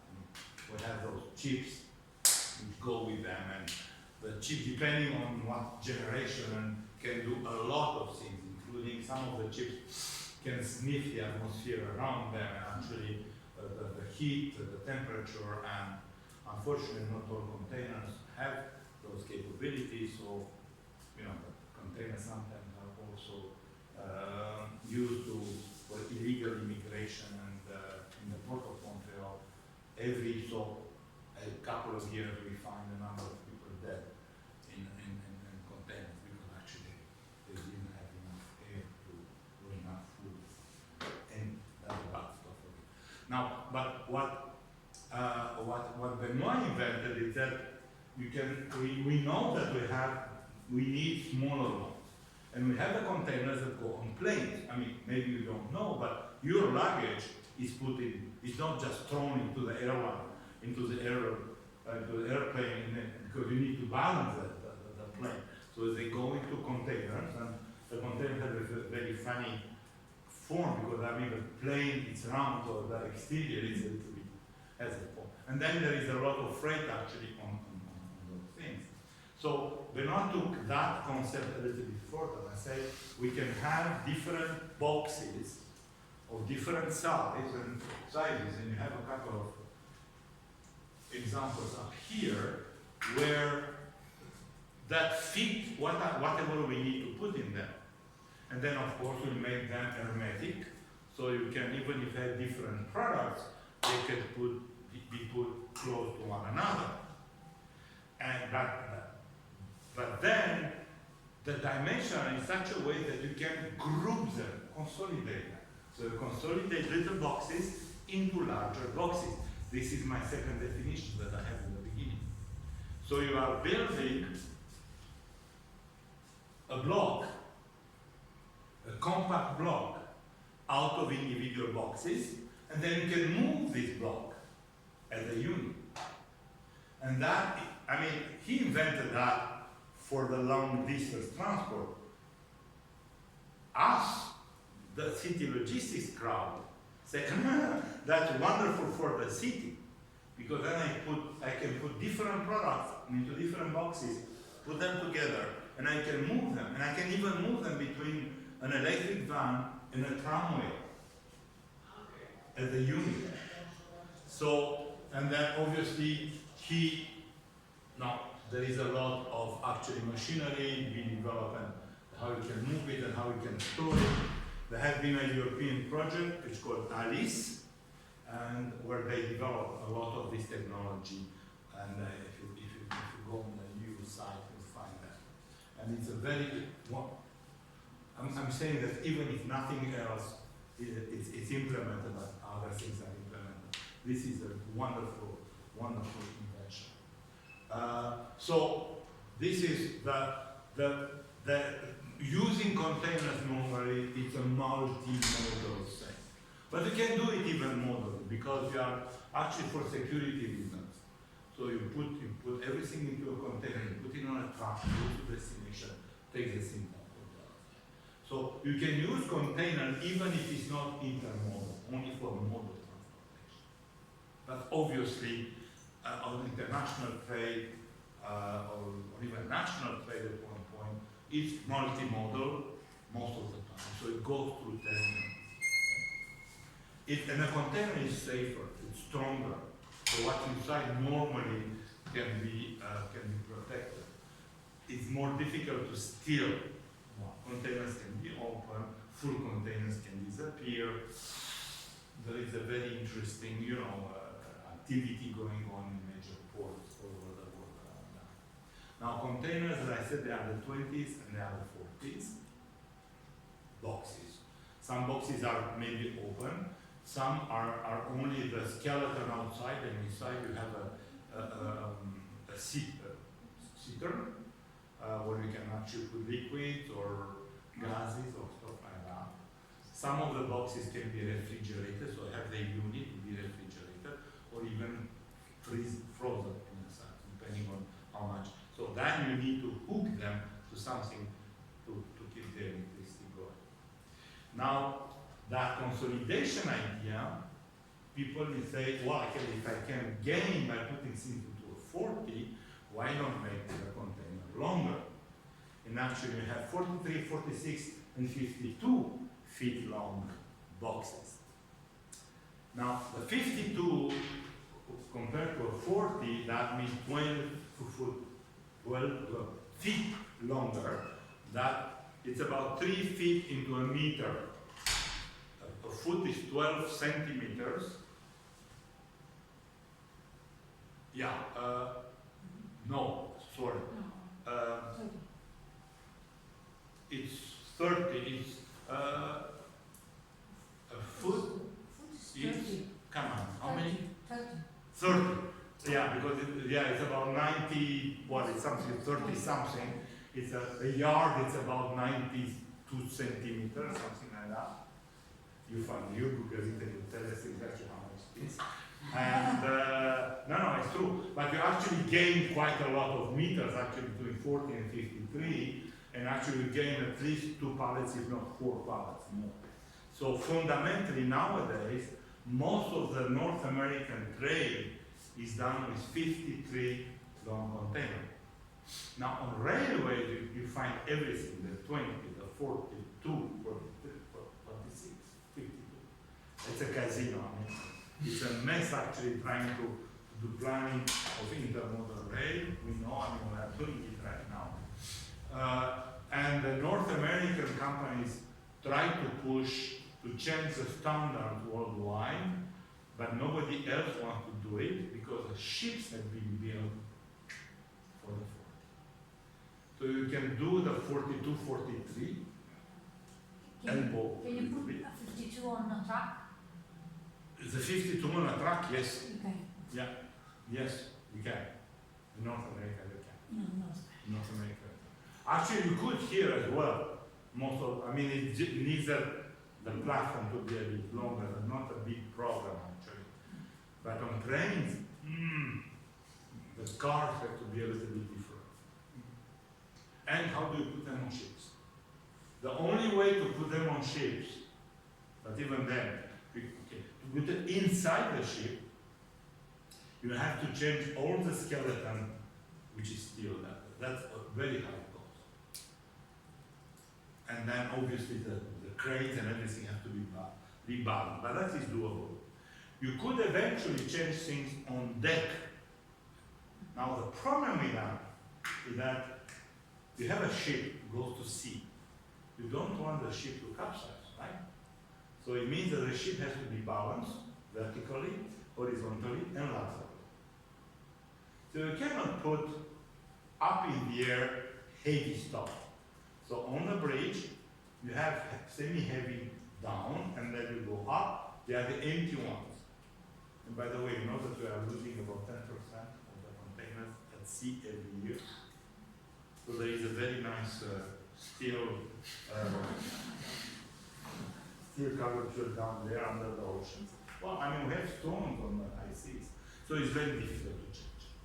Okay, so now if you have the strict definition of the EU, for example, it's multimodal movement of goods, intermodal terminals, and you have the same vehicle or loading unit from origin to destination. That is a strict definition. Now, you can. And everything is coordinated, and that's why the EU policy thinks we want to move from modal to intermodal. Multimodal.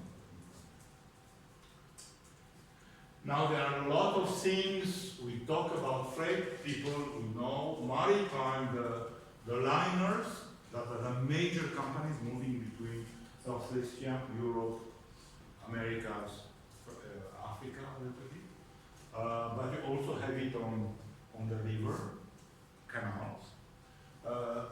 The European Union has intermodality as a policy of development. And all the new countries that entered, 10, 15 years ago, in order to get money for the transportation infrastructure, it had to be in that environment. New transportation system. Okay. Yeah. Now, when do we finish? 3 or 4 o'clock in the afternoon. 1:30, but we can go. Okay, no, it's fine. Okay. So will be city logistics is in this what everybody nowadays calls internet. It's an abusive term for as long as we know what we're talking about. But intermodal means that we'll be using more than one mode. So we'll have intermodality to change from one mode to another. And we'll try to use as much as possible boxes in a very broad sense in order not to touch directly the freight. But it can be boxes, it can be pallets, by the way. And in the city at one point, pallets can be sufficient, especially if the freight that we have to move, it's about of the same sort. Now, clearly you don't want to put fresh vegetables in paintings in the same pallet.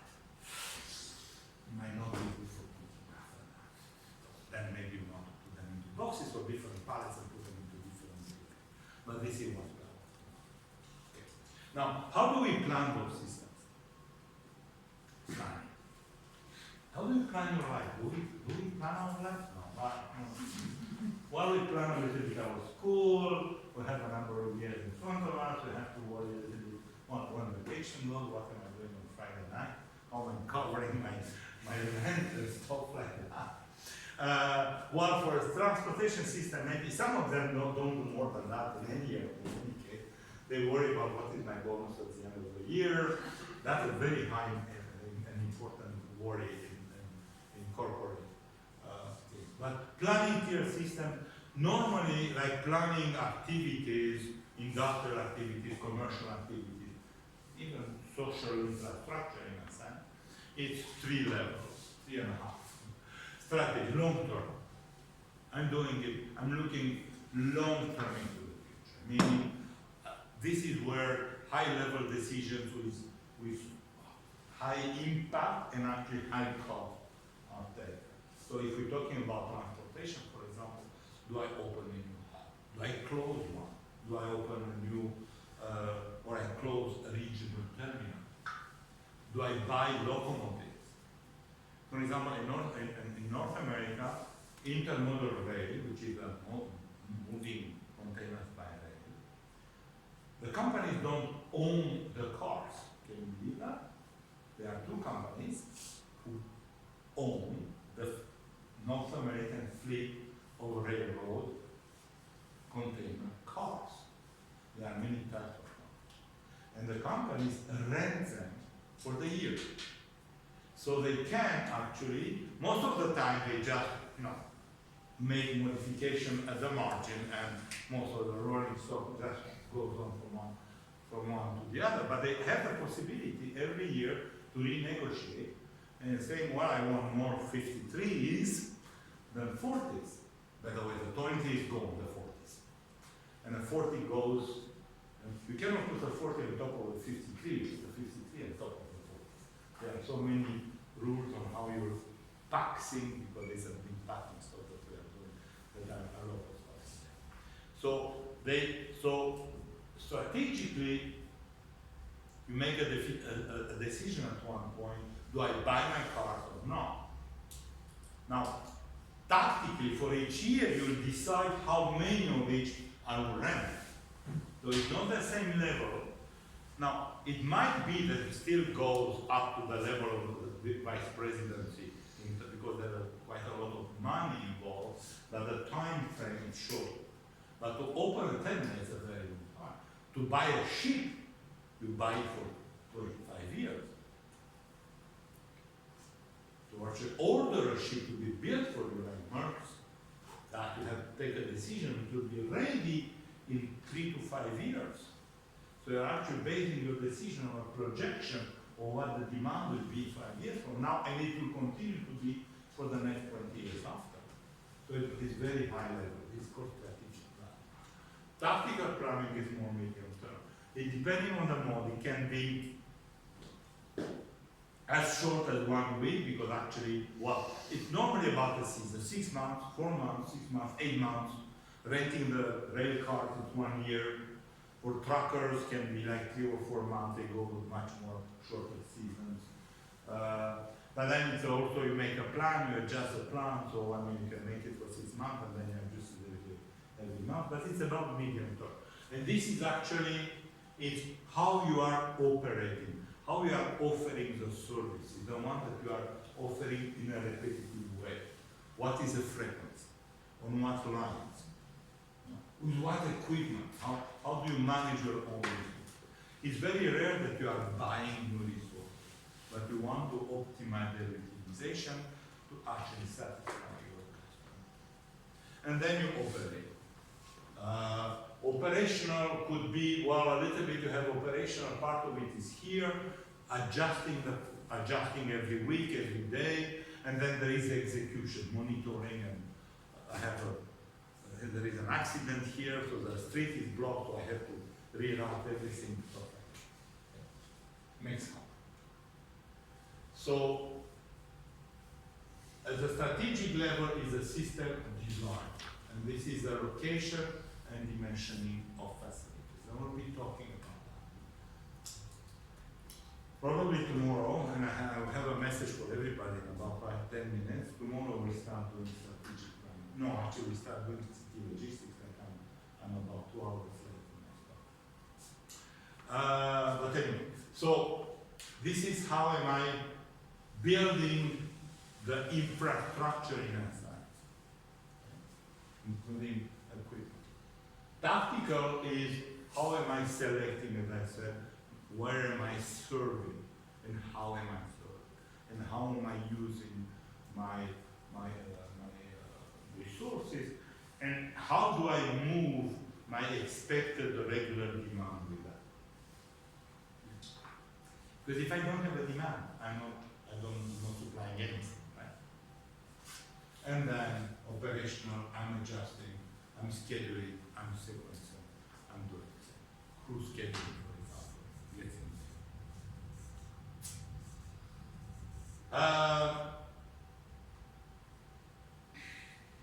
my problem is that I'm about here,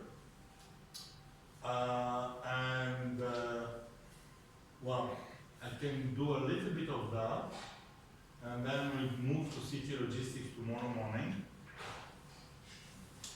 But before I'm doing that, I sent to everybody a presentation of basics of operations research. Okay? I would like you to look at it today, because given everything, and the fact that I'm not speaking as fast as I should do, maybe, I would rather spend maybe a little bit of time tomorrow morning to answer questions. And if somebody really has, I don't know that at all well, then we can see how we can do something to fill up the missing link in there. Because we might not sure. I don't want to spend 3 hours going to the basic homework, but we can go faster maybe and answering questions from tomorrow afternoon. Okay. Tomorrow morning. Okay. So the urban, and we're talking about 10 minutes. So moving freight to the urban environment, just to finish a little bit with the generality. We said a little bit earlier on that the planet is a urban planet. However, the cities cannot survive by themselves. Even if you do urban agriculture, even if you grow tomatoes on the roof of Polytechnic, even if you have some chickens in your very nice garden, by the way. I mean, there are people who do. I mean, even in Montreal, they have chickens up on the roof. Not the most sanitized stuff. I don't believe in that. Anyway, but people do, but it will not be sufficient. Okay. Freight transportation, it might be derived, as the economists say, but without that, the cities cannot exist. You have to feed the city, and you have to take the garbage out. You know, the very rough saying is, without freight transportation, we don't know what will be the first cause of death in the city. Either we die because of hunger and we don't have anything to drink, or we die because we are actually drowning in our own refuse. I was going to use a much more unnice word. Okay? Beyond that, cities are also, we need to move within the city, and the cities start to be large, and also the cities are part of those global logistics chains. We are producing a lot of things in the city, and not only refuse, by the way. We have factories, we have production units in there, and we consume a lot. So this is part of it. And there are a lot of flows. I mean, now if you're going to the literature, and eventually you have a couple of papers to read on city logistics, you realize that most of the people, most of the times, they have looked to the inbound flows. Why? Because actually the city consumes. And the refuse is taken care, I mean, you never mix refuse with other products. It's kind of a different part of the industry. And that they are looking at. Now that neglects reverse logistics, which is increasingly even imposed legally, where the shippers and the producers have the obligation to take care of wrapping and everything, packaging and everything that, and the returns and everything else. And there is the internal flows, and there is what is produced in the city. So we try to see that. Now the city. Now I try to pick a couple of cities around the world. One of them you certainly recognize because it's not far from here. Two others are a very different one for that. It's New York and Bucharest. Now New York is on my side of the Atlantic, Bucharest is on that side of Europe, towards the east, just before the travel starts in Ukraine. But what you see here, it's the same downside, junk. And if you look a little bit, you'll see a mixture of everything. Buses, trucks of all size, individual cars, taxis. I think that even you can find some tramways. Yeah, they don't have trams in New York, but they do have it in buses and trams and everything. And everything tries to move in the same time. And you think that the Serenissima, because it's such a tourist city, doesn't have that. Well, that's a photo of the Grand Canal. If you really look at it, what do you see? Public transport, freight transport, private, individual transport, and taxis. A water taxi. Here, no, that's a water taxi. One of those is, I don't see well, but one of those is a taxi, and this is a private boat. This is freight trying to cut everybody to go into a canal. This is another freight, and these are buses on the Grand Canal. And then if you look, parking,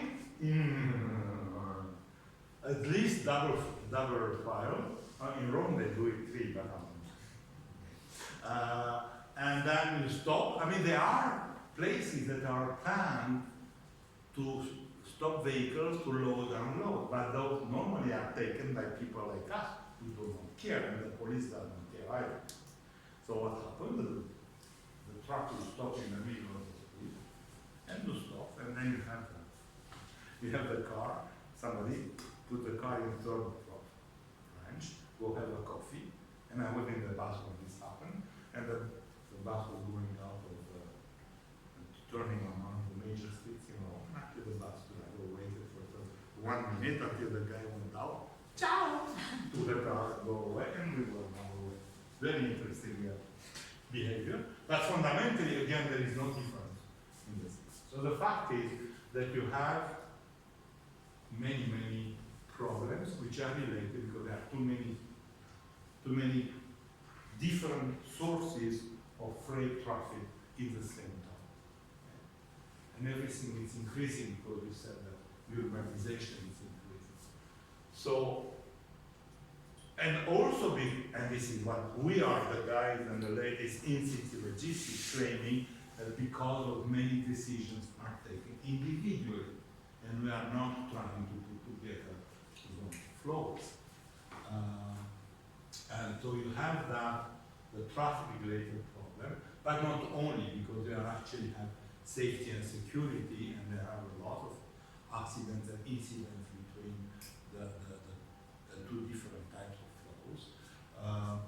They are the quality of life. I mean, we received a call at some point as a university by a lady who was representing an association of owners in a little neighborhood, saying there is a food store there and there is a truck coming to deliver Pepsi Cola every week. We don't want to have the truck.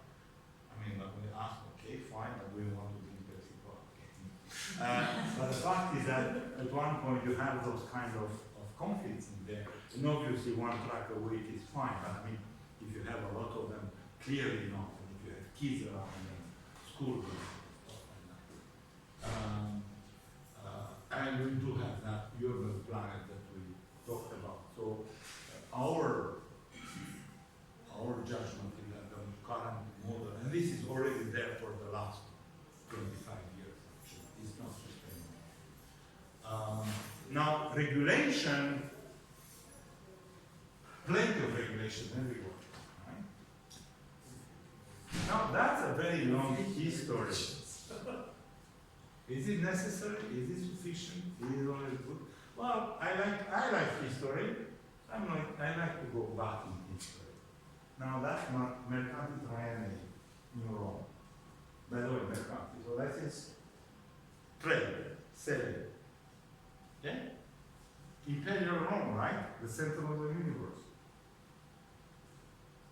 They needed the same thing. They needed things that go in and things go out.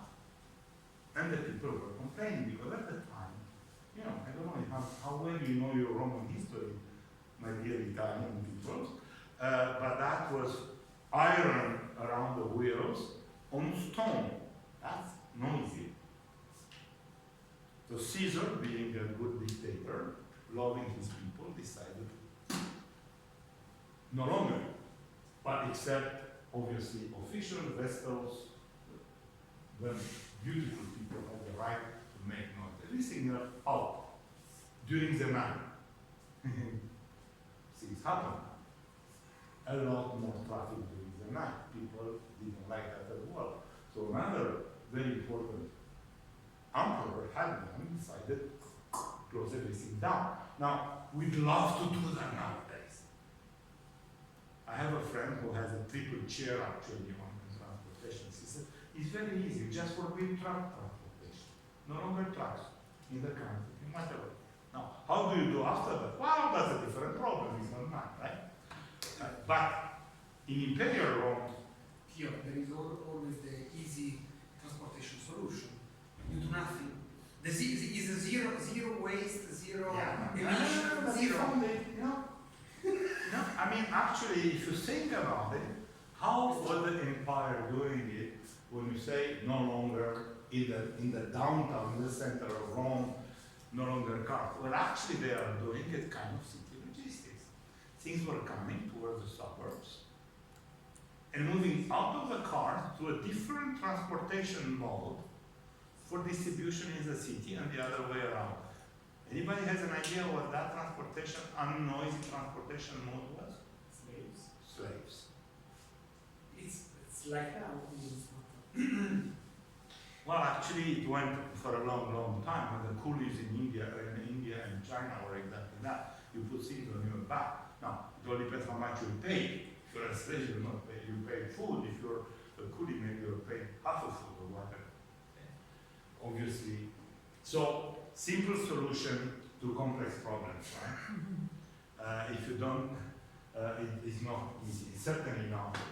In a sense, cargo bikes are that. I mean, Are the equivalent, modern equivalent of that type of mode. it's even easier because in the slaves you have to feed them. Well, you have to With feed. the other ones, I mean, you are not obliged. Yeah, that's why we invented service. Yeah. And we liberated the slave and we just put them to work for very low wages. Now we get into sociology here.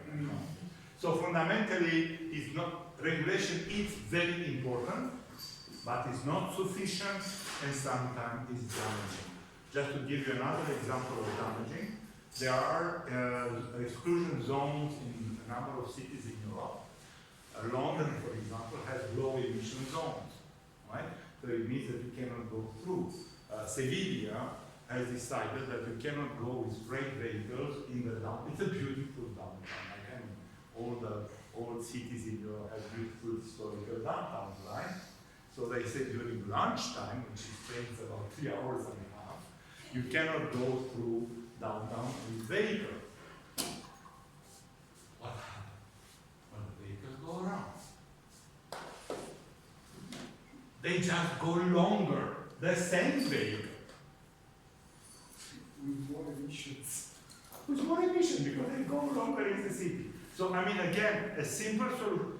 It makes sense if you say no emissions or low emission over the entire area. You know what politicians lack? And this is true everywhere. The idea that transportation and human life, by the way, it's a system. And if you push a button here, it will blow up on the other side. So if you take local, simple solution to global, complex problems. Now, individual can do things, but going at the level of the city. So this is okay. So fundamentally, the idea is to innovate and we start innovations. Tomorrow morning, 9 o'clock. I will try to be here for Italian way before 9:15. Please take a serious look to that OR basics. I have no idea how much everyone knows. We discussed a little bit before, so I'll start and do that, the part, and then we'll talk a little bit about the methodology before I'm getting into the strategic level stuff, and then we'll adjust. We have to adjust as we go on. It may also be that we don't need to look at the OR stuff all in the same time. We can look it by pieces when it's more needed as we go along. So it's kind of a buffer thing there. Anyway, thank you very much for everybody. Thank you. Sorry everybody about the issues with connections and stuff. It's we are discovering as we go along. We hopefully, I don't know what we'll be doing tomorrow. We'll try to do it maybe better. I hope so. I hope so. Anyway. Bye bye. Have a good afternoon, everybody. Bye bye. Ciao.